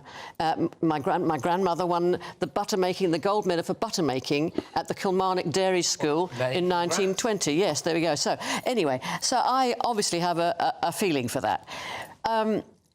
I do think that what they will do, and you can't back down, they won't back down. Perhaps they just change the entry level, so they make it 5 million. Now, if they made it 5 million... That's a U-turn still there, isn't it? Well, the interesting thing is that you two guys were there today, but it wasn't sponsored by the National Farmers Union, because they are the ones who have to make the... Yeah, I mean, to be fair, the president of the NFU, I think, was inside crying about the whole thing. Yes, but the thing is, the NFU needs to sit down with the government, and they will work something out. I spoke to a lot of farmers today, and I did want to try to gauge the mood on the potential for a strike. And it was unanimous, really, which is look, we don't want to, but if it is a choice between that or our very existence, then we'll do it. Yeah. And I really wonder if that's around the corner. Well, it could well be, and to look at the Labour government's behaviour so far, if you go on strike, you get a big pay rise. So the message has been sent out that this is a highly successful way of defending your livelihood. I'd be surprised if they don't do it, unless Labour can find, it might be that Nina and I are slightly on the same page here, some elegant way to resolve this. But my God, they are taking their time. And I think a strike would force them to do that if they don't come to the table beforehand. You know, one of the criticisms, Adam, of Keir Starmer and that cohort that he surrounds himself with is that they are actually governing for a very small group of people. They are essentially metropolitan levies. I think that's an exaggeration. I'm sorry, but well, OK, fine. But I'll come to you after Adam on this. But I think this policy for me sums that up. These are not people who think about the wider. They think their entire life is Islington. But what are they going to? So wrong. What are they going to do when their favourite coffee shop can't feed them with their favourite sausage? Yeah. You know, these people are going to be up in arms about that. But as soon as you say these people, you're drawing battle lines that don't exist, that really don't exist. The metropolitan elite, for heaven's sake. But what is Keir Starmer then? Look, I'm sorry, but what is Keir Starmer? What is Rachel Reeves? Keir Starmer's... What are these people who very rarely ever seem to venture out of the North London bubble, who make decisions like this, whose entire... Why do you have to have mud on your shoes to be a real person? That's such a ridiculous... You don't know that they don't go out there. Most of his time traipsing the corridors of various different courts,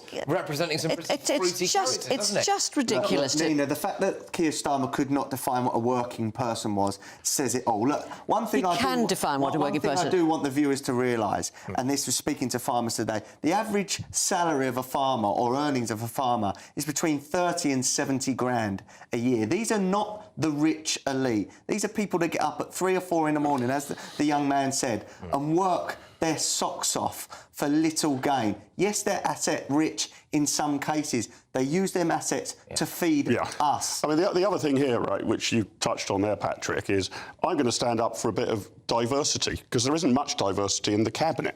They're nearly all from the public sector, backgrounds in law or think tanks or special advisors, and you've obviously got Rachel from complaints as well.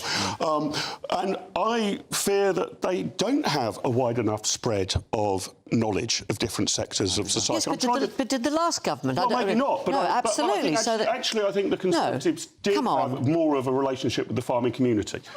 They didn't have a relationship with reality, never mind the farming community. Who around the cabinet table was likely to put their hand up and say, Do you realise what this is going to do if you proceed with it? And you need 2 or 3 people around the cabinet table to flag those sort of things. They are a very new government and they're making mistakes, and this is a mistake. They need a wider and deeper representation of different sectors around that cabinet table.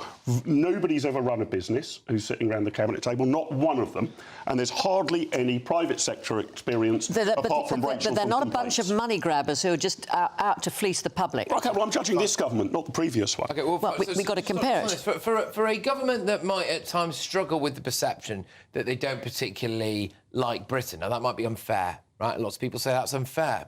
But for a government that struggle with that perception, this isn't a great way to go about it, is it? Having a massive pop at a load of people who, for many people, kind of literally embody Britain. You've got the kind of barber jackets on, you're out there farming the land, you're driving your tractors and you're living in the rural British countryside. I mean, stiffing them is not a great...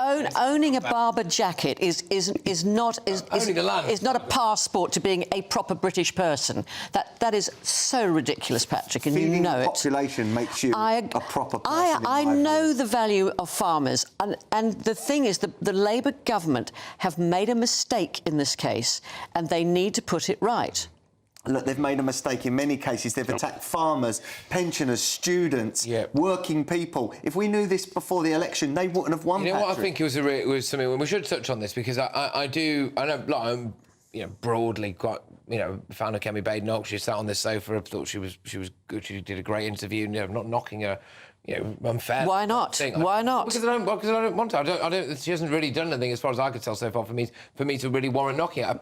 Make lame jokes. Apart from today, I think it was an open goal. You could probably hear that farmers' protest from inside that chamber there in Westminster, and to not go off on it at PMQs, I thought was a massive. She was concentrating on writing a bad joke for pathetic. Preparation for PMQs is quite an art, and you have to make a decision about what topic you're going to go on. And I have no idea why they picked immigration. Immigration is going to be an issue that she's got to return to again and again and again, and is a bit of a sticky wicket for the Conservatives, given the record of the last Conservative government. But she's got to face it. She can't not talk about immigration. But today, I would have thought it was clear as day when you've got Nigel on Farage, agriculture. You've got Nigel Farage and Rupert Lowe outside amongst the farmers, getting support, going up in the polls. This is a terrible miscalculation. It was a tactical error. I think within 6 months, Reform are going to be the second party by a long way. I was going to say Nigel Farage is a consummate politician, and he will take every chance to push himself forward, whereas Kemi Badenoch hasn't learned that yet. But if we come back to what you call the metropolitan elite, that is absolutely so unfair, and the implication that they don't care for Britain or don't love their country is arrant nonsense. Well, how can you possibly say that? What makes you say that? You still want to abolish the monarchy? Well, who does? Not the entire government doesn't. Maybe one or two. I don't know. Maybe there's somebody in the cabinet who does, but I don't think I've ever heard of that. They don't want to abolish the monarchy. Nina, is not so much that they necessarily hate Britain or don't love the country. Patrick said it. But my fear is more that there are large parts of Britain that they don't understand. That's the problem. It's not necessarily that they're malicious. It's just, as I was saying, it's too narrow a cohort of ideological outlook and background around that cabinet table. But there was also... But the thing is, any government is made up. You show me a government and a cabinet in the past that was made... Somebody who's run a business, for example, would be useful to have in the cabinet. What, like Liz Truss? Somebody who's run a business. One in the cabinet. OK, right. Well, good stuff. Good stuff at the start of this hour. It's time, though, now, for our greatest ever Great British giveaway. It's your chance to win 50 grand in cold, hard, tax-free cash, the best kind of cash, that. Here's how you can make that money yours.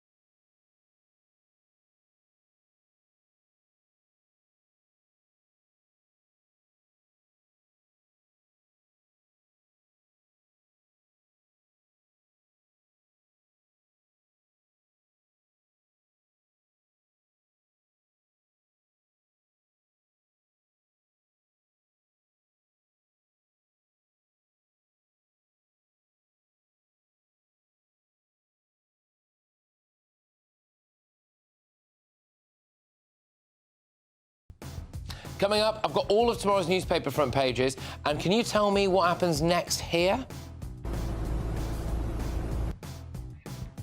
Not giving a huge amount away there, I will admit, but first, this is an absolutely remarkable story. So, a British family were left traumatised after they found a migrant in their car boot as they travelled back from their holidays in France. But the trauma did not stop there, because their car was surrounded by another group of illegal migrants who hurled vile death threats at them. The family are finally now ready to speak out, and I'm very pleased to say that they join me live in the studio for a TV exclusive, so don't move. If you want your news to be straight talking... This is a nightmare for the Conservatives again. Down to earth. It's not just Nottingham where this is happening, is it? And most importantly, honest. Hard-working, middle-class taxpayers, they'll get their book thrown at them. Then catch me, Martin Daubney, Monday to Friday, 3 till 6 p.m. on GB News, Britain's news channel. Mark Dolan tonight is your weekend dose of news, debate and entertainment. This sounds like a wild conspiracy theory. Don't miss My Big Opinion. Mark Meets at My Take at 10. Democracy is a funny old thing. And we don't do boring, not on my watch. I just won't have it. Let's go and get another glass of that bubbly. You've earned it. That's Mark Dolan tonight, Saturday and Sunday, 9 to 11, only on GB News, the People's Channel, Britain's news channel. Every Saturday, 10 till 12, we'll bring you all of the news that you need to know. We'll also remind you that there is so much to smile about. It's my favourite time of the week. I get to relax, enjoy some light-hearted stories, and let Ellie teach me about fashion too. That's Saturday Morning Live, every Saturday, 10 till 12. Only on GB News, Britain's news channel. Britain's newsroom, weekday mornings from 9:30. A Tesco store on a Scottish island has defied locals by ignoring pleas to stay closed on Sundays. Tesco's has said that no member of staff in Stornoway would be forced to work on a Sunday and that it had received a significant amount of positive reaction to its plans. Well, let's talk now to the Minister of the Reformed Presbyterian Church, Reverend Kenneth Stewart. Good morning to you, Reverend Stewart. You're trying to keep Sunday special, and if Tesco are going to open up, that means it won't be quite as special for you. Well, yes, good morning and thanks for having me on. Yes, Tesco, for some reason, they claim it's not economic advantage, but for some reason they've decided to go against hundreds of years of tradition on this island and the deeply held religious convictions of many, many people, including, of course, their own customers who are really grieved by this decision. We come obviously from the standpoint that a day of rest is effectively mandatory. It's a human right, along with the other 10 commandments which have undergirded our moral and legal fabric in society. It actually enshrines the human right to a day of rest. And of course, in the UK, that's been eroded for many, many years. Incidentally, it's still far more respected on the continent. But for us here, the Sabbath or the day of rest has been very, very important. It's not just what we do, it's who we are. And for some reason, Tesco have decided just to go against that. And Reverend Stewart, we were actually talking about this earlier, how in European countries, I mean, even in France, which is a secular country, still very few shops will open on a Sunday. GB News, the People's Channel. Weekdays on GB News. Wake up to breakfast every day from 6 a.m. Followed by Britain's newsroom at 9:30. At noon, it's Good Afternoon Britain. Followed by Martin Daubney from 3 p.m. Only on GB News, the People's Channel, Britain's news channel.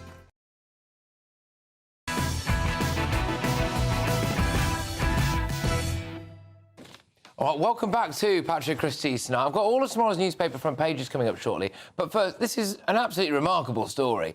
A British family will have petrified after finding a migrant in the boot of their car as they travelled back from a holiday in France. It's just a few months ago. So Khadija Hussein Chowdhury and her husband Noshawan and her elderly father had stopped at a petrol station in Calais when Khadija realised that the open car boot had seemingly shut by itself. Well, then they opened the boot and, well, someone, who I believe we can see pictured here, yes we can, jumped out and ran off, leaving the family traumatised. But unfortunately, it got even worse because a group of young men, then surrounded the car, as you can see on your screen right now, and they were threatening this already terrified family. So their car was then pelted by stones as they tried to flee the petrol station. What happened? Oh, leave it, not leave it. What happened? Oh, leave it, not leave it. Well, I'm delighted to say that I'm joined live in the studio now for a TV exclusive by the couple who were involved in that incident. Thank you very much for agreeing to come on the show, and thank you for talking to us about what must be an incredibly traumatic experience for you. So I'll start with yourself then. So were you were in the car and you realised the boot had closed? Yeah. Just talk me through how that happened. We was all knackered, as I'm sure you can imagine. Been a very long day. And my dad was asleep in the front, and I don't know how I was awake. I was sat in the back. My husband was inside the petrol kiosk speaking to the attendant, trying to figure out this whole petrol scenario going on. I don't know what that was happening in there. And I thought I heard my dad say, "Look, behind me," but he was asleep, so he obviously didn't say anything. I turned around and I've seen the boot open. Now, this is a new car, and my husband treats the car like it's his baby, so he's probably going to be on the floor looking at these alloys or something. It's happened before. But just out of curiosity, I'm just continuously looking at the back. And then I see the boot go down, but it's a bit windy, so maybe it was just the wind. But I continuously keep looking because I'm hearing like crisp packets rustling in the back. And as I'm watching, I see the boot close, but there's no one on the outside. And I'm hearing rustling from the inside. Now, that's right behind me, and I'm just there like, I just straight away put two and two together, and I was like, there's someone in the boot. Like, what do I do? Well, that's terrifying. So then what happened? So then did you re-emerge on the scene? So once I was inside the petrol station, gone back to the petrol station guy, told him that you've put the wrong petrol on the tab. She's called me saying that someone's in a boot. So I've told her to grab the steering lock, which is built like a baseball bat, just to protect us, because I've heard they've got knives and weapons, whatnot, so we've got to protect ourselves. And he's calling me back, like in a way delaying me, like he's part of it in a way. Like he keeps pointing at his ear saying, he can't hear me, come back here and tell me closer. So almost like you think that the person who was working at the petrol station was possibly in on this. Exactly. Yeah. Right. And he was French. So I was like, I'll come back to you. I've gone outside, I've told her to hand over the steering lock to me. I've opened up the boot, and as soon as I've opened this boot up, I've seen him laying in there. Almost, you can't see him. He's covered himself with his jacket. So he's come out and he's like, I'm sorry. And then all of a sudden, I've looked around me as at least 30 to 40 other immigrants surrounded us. 30 or 40 of them? And if they've seen that I've got a steering lock in my hands, I've always told them to go away. I'm going to try to call the police. I've told her to call the police. They're threatening us. They're going to call us. The police won't do anything. Laughing at us. They know that the police will do nothing. I mean, were there any police around? This is the worst thing. So we was getting threats. They were literally saying, we'll kill you. Now, obviously, the three of us, realistically, there's only one of us. So I'm not going to do anything. My dad's not going to do anything. So we're surrounded by them. You hear they've all got machetes, knives. You don't know, you don't. I called the police several times, and they were just saying, first they said they don't speak English. I need to call the English line. Call the English line. No, you need to call the emergency police. Call the emergency. They don't speak English. So then I was terrified. I called 999. I'm here, I need to get in contact with the British. What do I do? Called 999, got connected to the French again. So I couldn't do anything. Well, meanwhile, all of this is erupting around. No, exactly, and we still need to fill up. So literally, my husband's gone in to tell the petrol attendant, can you please call the police? He's giving me the steering lock. He's like, if someone comes near you, you whack them. You protect yourself. You need to. My dad's filling up. I've got this steering lock now. My husband's gone inside. They're all literally threatening, and they're caving in. And they got closer and closer as my husband went in. So as soon as he saw that, he came running back out. Yeah. And they stepped, they started going further back. And they literally said, call the police. They don't care. We'll kill you. It's fine. They don't care. We'll kill you. They know they'll get away with anything. And as I called the police literally said, word for word, they're ghosts. We can't do anything. What do you want us to do? We can't arrest them. And I said, I don't care if you arrest them or not. Get us out of here safe. That's what I care about. That's my priority right now, is to get out of this safely.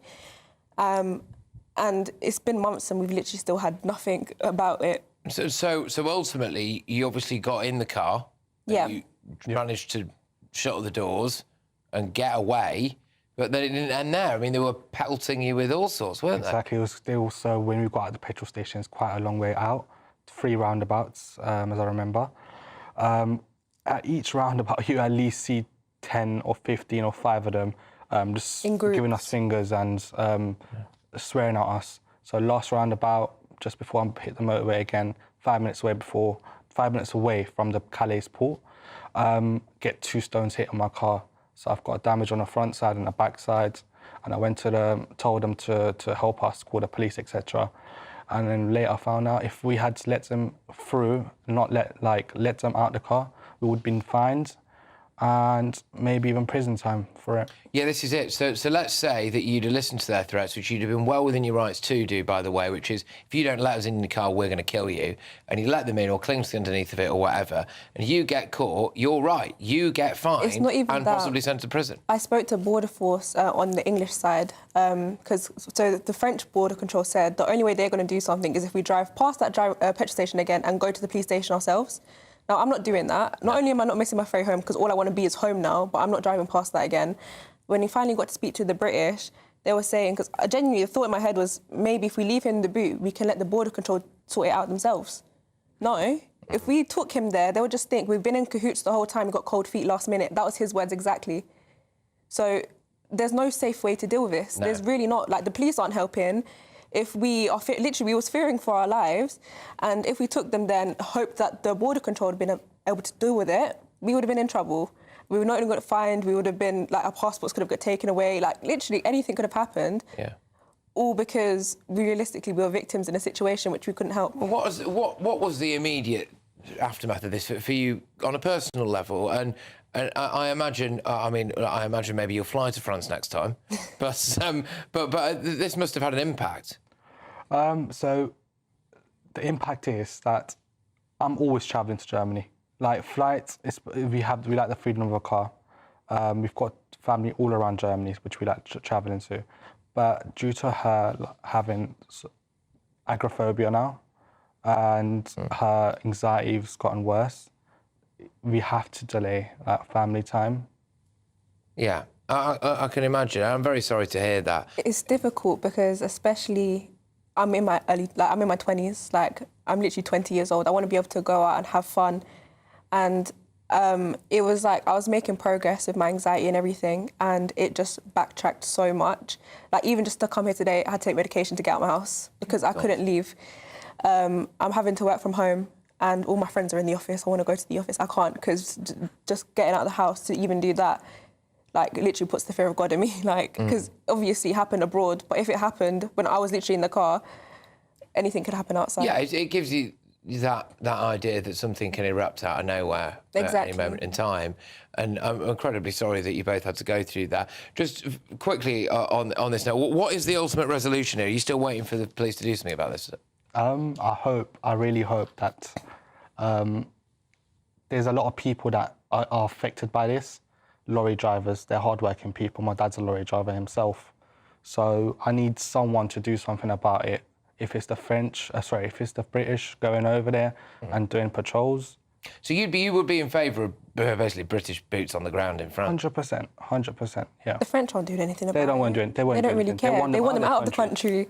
Yeah, it's true. It's true. And we are actually paying the French quite a lot of money for the privilege of it's honestly, it's not right. No. Good. Thank you very much for coming on. And I could have spoken to you for a lot longer about that. And I really do appreciate you going to extreme lengths to get here as well tonight to talk to us. So thank you. And good luck with everything. And please do keep us updated about how it all goes. And I hope well, firstly, it never happens again. I hope we manage to get a bit of compensation or something out of it. I don't know. But thank you so much. Anyway, all right. Gosh, what an absolutely terrifying ordeal that is. I mean, coming up, though, we've got the very first look at tomorrow's newspaper front pages. And can you tell me what happens next here? Yes, it's a short tease, that, but I'll be revealing all very shortly, so stay tuned.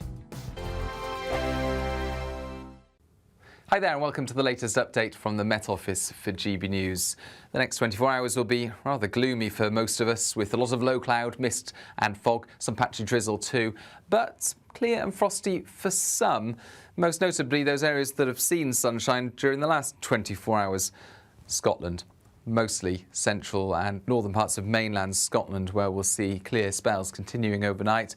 Frost widely forming under those clear skies and some patches of fog. But eastern Scotland and the far north and west, mostly cloudy. Likewise for Northern Ireland, England and Wales. And in fact, across the east of England, increasingly low cloud will lead to a gloomy start to Thursday, with largely drizzly rain starting to move in from the North Sea, and that will reach parts of the Midlands by dawn, and it's going to be dreary and damp in these areas.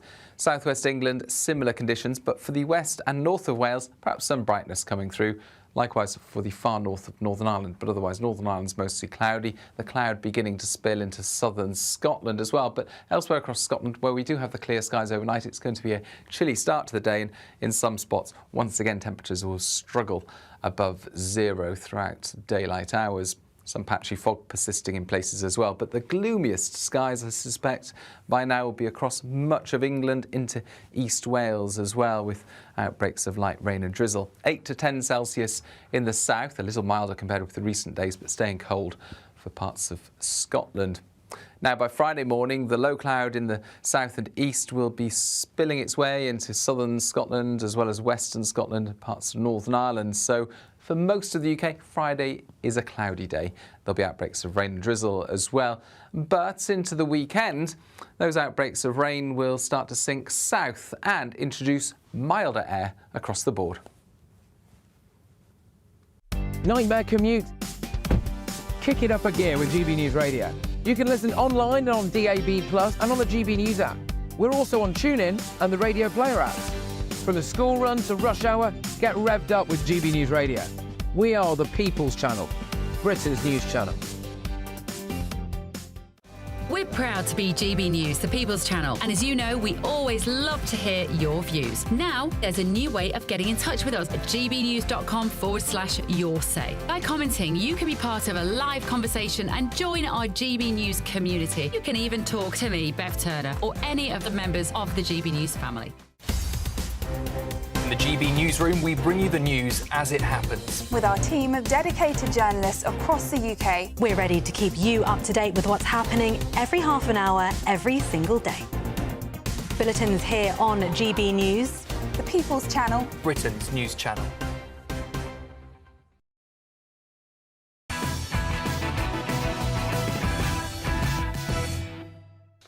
Welcome back to Patrick Christys tonight. I've got the first of tomorrow's front pages for you, so here they are.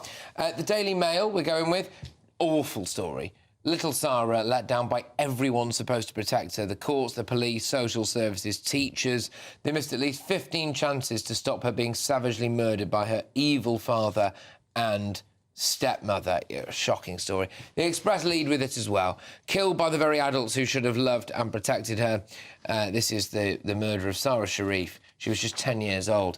The Guardian, that's their big story, the picture story. They also go with ministers to axe more than 10,000 civil service jobs in budget's purge. Remarkable now, isn't it, that this Labour government might start to be figuring out that potentially the civil service is in fact bloated and not their friend. But the Daily Telegraph, Labour bid to bulldoze the home counties. Tories claim planning blitz for new homes will mean local opposition is swept aside. Well, there possibly won't be many farmers on those fields soon, so they can just build what they like. But there's a story down the side here which we're going to get stuck into now.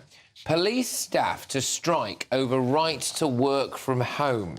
So Metropolitan Police workers, including 999 call handlers and child protection officers, have voted to go on strike for the right to spend more time working from home. Just over 50% of the Met's 2,400 public and commercial services union members backed industrial action over this. Mark, what is going on? I find this crazy. I mean, I was trying to get into the details here. I mean, it strikes you that police staff working from home is particularly bizarre, right? I mean, there are some jobs you can easily work from home if you're just paid to write things or look through spreadsheets. And I think we've got to draw a line under this now. The positive overspill effects of people being together, involved in a joint endeavour, which is what policing should be about, means I think you should only be working from home in extreme circumstances in these sort of jobs, in extreme circumstances, and it certainly isn't a right.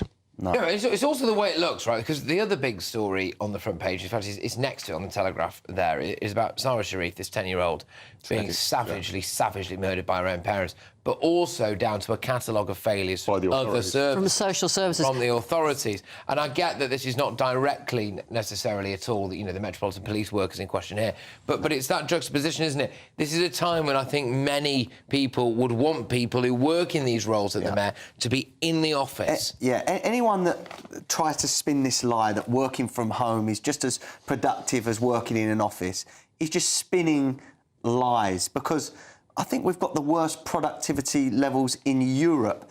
Since COVID lockdowns, many of these the people in this country have become lazy or used to being at home. Now, if you go to an office or go to a place of work, you're more likely to get things done. I try and do work at home. My dogs drive me mad, or my wife tries to get me to do things, or I get distracted by, something that I see on the telly or whatever. There's too many distractions, and for police to work from home, this country's lost the plot. It's a strike over it as well, and this is it, isn't it, Nina? Labour, I mean, they're going to potentially be facing out the battle of quite a few strikes now. There's this. I think there were some other ones potentially as well, weren't there, that were out there? Was it teachers? I think they were saying they might strike as a result of... Well, let's see how they deal with them, because that's the big thing. People can threaten to strike or strike, and let's see how Labour deals with them. But I'm in agreement with you guys. I think, not only do we need people back in the office, we need bobbies out on the beat. Yeah. We need to see them in our streets, which we haven't done for a long time. I think about 2 weeks ago, I saw 2 policemen on a pavement near us, and I nearly fainted. I thought, are they lost? Are they lost? What's happened? I nearly got, just as a little aside, I nearly got arrested today at the farmers' protest for quite obstructing the highway, right? Oh, really? Because I was about to do I was about to do a live here. You've got all these tractors around you, and I'd been there all afternoon, no dramas at all. One police officer came up, and I was getting counted down in my ear, like, you're on in 5, 4, 3, and he starts going, I said, I'm live, no. And he was like, I'll nick you live on telly. So I just thought, what I'll do is I'll start doing the live hit, and I'll just gradually back away as I'm doing it. Then I thought, hang on a minute, you didn't treat Just Stop Oil like this. You should have worn a Just Stop Oil or Extinction Rebellion T-shirt, and you would have been fine. You would have been fine. Yeah. You should have worn your green environmentalist T-shirt, and they would have left you alone. Or a rainbow flag. Although I did think it would have been a badge of honour to have been handcuffed on national television. That would have made great television. You should have walked into it. Yes, maybe. I'm sure there'll be a next time. OK, now look, we've been teasing you with this clip. So this is dashcam footage captured from the extraordinary moment a house exploded in Ilford in East London. Have a look at this. Oh my God. We need to... Oh my God.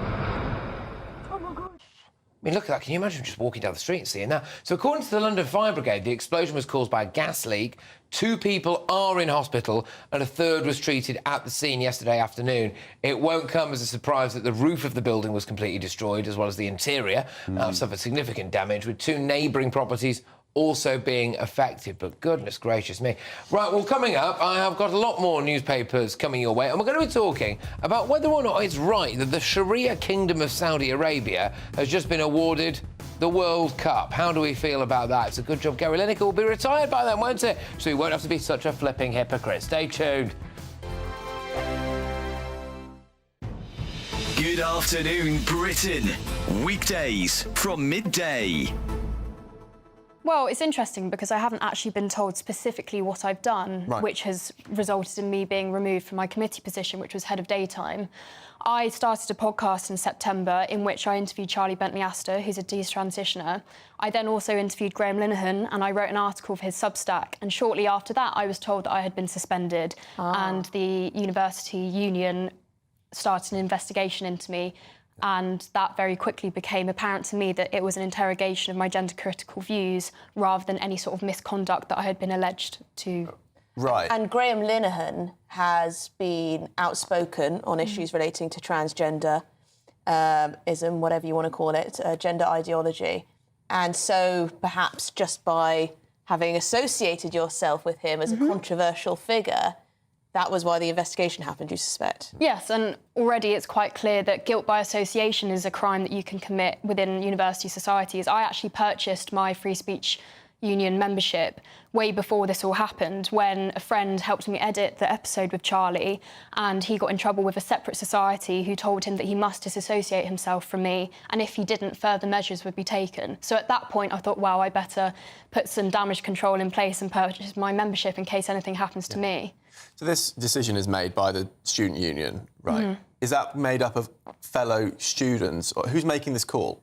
Well, that's actually part of my appeal. So the process has been completely improper. They haven't followed their own guidelines. There are two different guidelines as to whether a complaint is dealt with the society itself, so Leeds Student Radio, or the union, and it's basically been a mishmash of both. So it's been an improper procedure, but it is, as far as I'm aware, it's the student union who's decided to remove me. GB News, the People's Channel.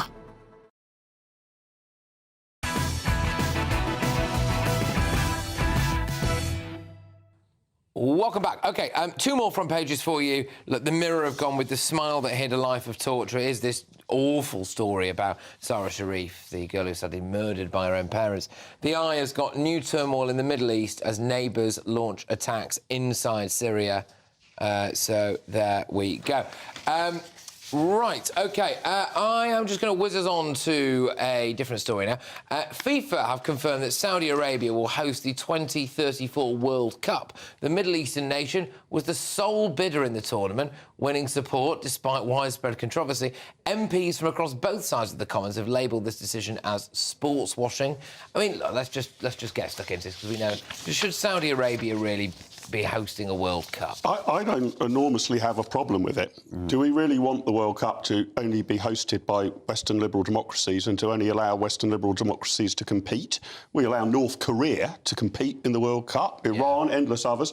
What I do have a problem with is everybody taking the knee, wearing their rainbow laces, and then presumably not boycotting this. You can't have it both ways round. We saw though the absolute pandemonium and fun and unbridled joy that fans were having at the Euros in a way that simply cannot be replicated in the Middle East. And that's the thing. The average football fan will enjoy an alcoholic beverage while watching the game and going to bars. You can't do that there. But we've also got a problem that the temperatures could be quite high again, and that can affect the football. Oh, the same as the problem we had in Qatar. They might have to move it to the winter. Yeah, so there can be a few problems with that. Like, I haven't got a problem with it, but there are better countries to host it. You should see that. You should see the stadia they are building. Yeah. Wow. They look like science fiction. They've only built two so far. They've only built two so far. This is something else. As you know, I know little and care less about football, and this seems to me an absolute travesty. And it's all to do with money. Yeah. It's to do with kickbacks and money.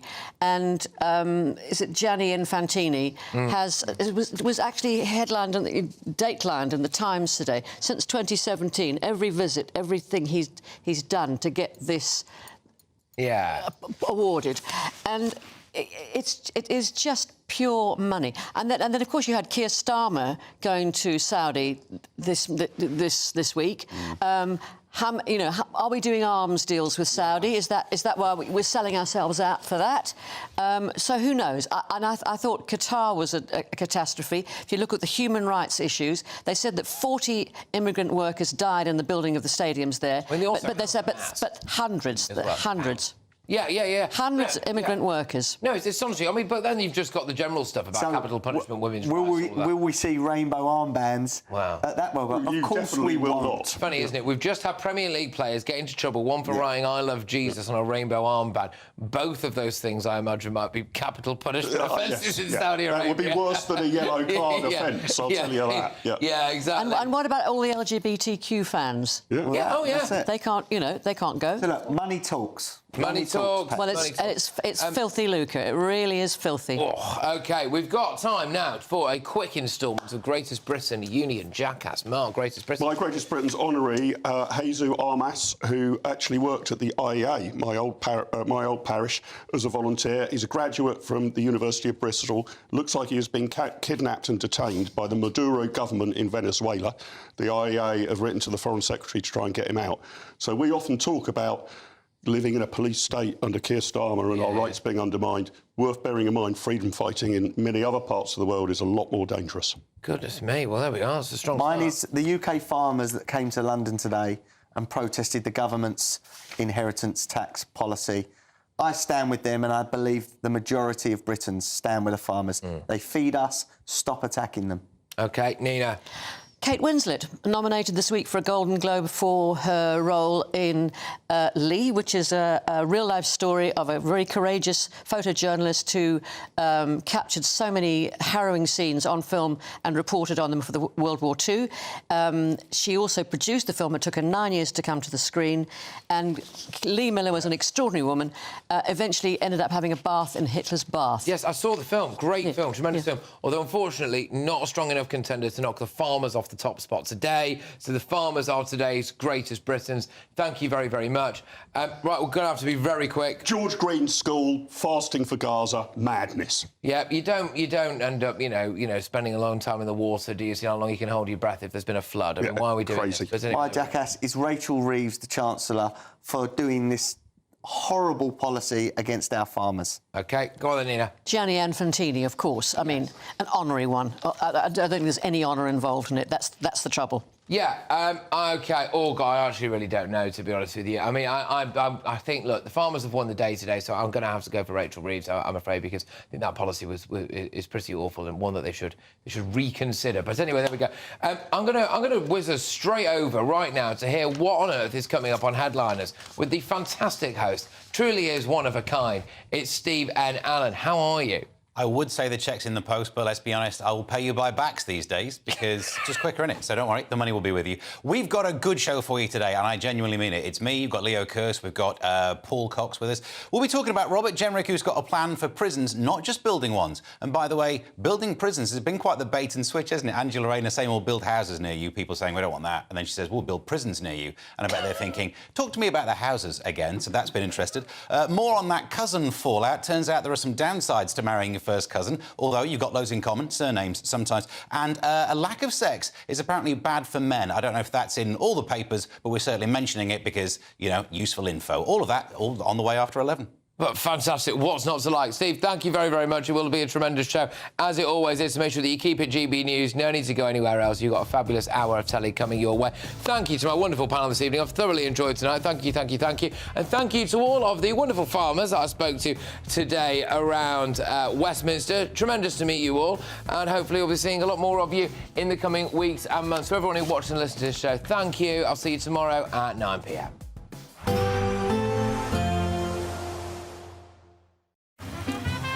Despite the morning rain, it'll be a nice, warm, cosy day ahead. Boxed heat pumps, sponsors of weather on GB News. Hi there and welcome to the latest update from the Met Office for GB News.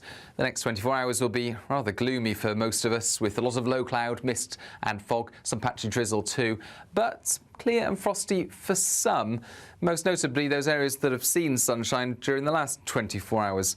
Scotland. Mostly central and northern parts of mainland Scotland, where we'll see clear spells continuing overnight. Frost widely forming under those clear skies and some patches of fog. But eastern Scotland and the far north and west, mostly cloudy. Likewise for Northern Ireland, England and Wales. And in fact, across the east of England, increasingly low cloud will lead to a gloomy start to Thursday, with largely drizzly rain starting to move in from the North Sea, and that will reach parts of the Midlands by dawn, and it's going to be dreary and damp in these areas. Southwest England, similar conditions, but for the west and north of Wales, perhaps some brightness coming through. Likewise for the far north of Northern Ireland, but otherwise Northern Ireland's mostly cloudy. The cloud beginning to spill into southern Scotland as well, but elsewhere across Scotland, where we do have the clear skies overnight, it's going to be a chilly start to the day, and in some spots, once again, temperatures will struggle above zero throughout daylight hours. Some patchy fog persisting in places as well, but the gloomiest skies, I suspect, by now will be across much of England into East Wales as well, with outbreaks of light rain and drizzle. 8 to 10 Celsius in the south, a little milder compared with the recent days, but staying cold for parts of Scotland. Now, by Friday morning, the low cloud in the south and east will be spilling its way into southern Scotland as well as western Scotland and parts of Northern Ireland. So for most of the UK, Friday is a cloudy day. There'll be outbreaks of rain and drizzle as well. But into the weekend, those outbreaks of rain will start to sink south and introduce milder air across the board. There will be a light breeze in the morning, leading to a warm front. Boxed heat pumps, sponsors of weather on GB News. Imagine getting the call to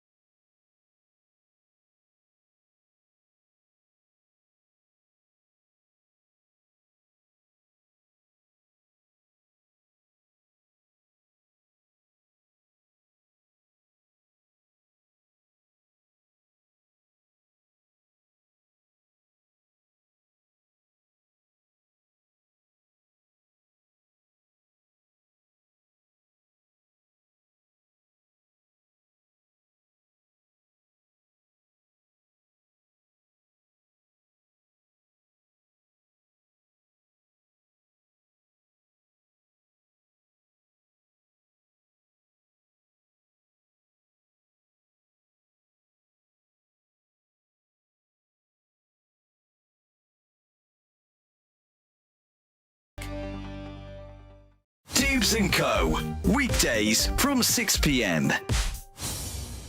This is a topic very close to my heart. I have become fully convinced that social media, smartphones are one of the primary causes of mental health problems in children and many other serious problems beside. Lots of governments are starting to talk about this, but the Australians are well ahead in their use of legislation. What do you think about this issue? Well, I think you're right. I mean, I've got 3 young children and I'm really concerned about that. I mean,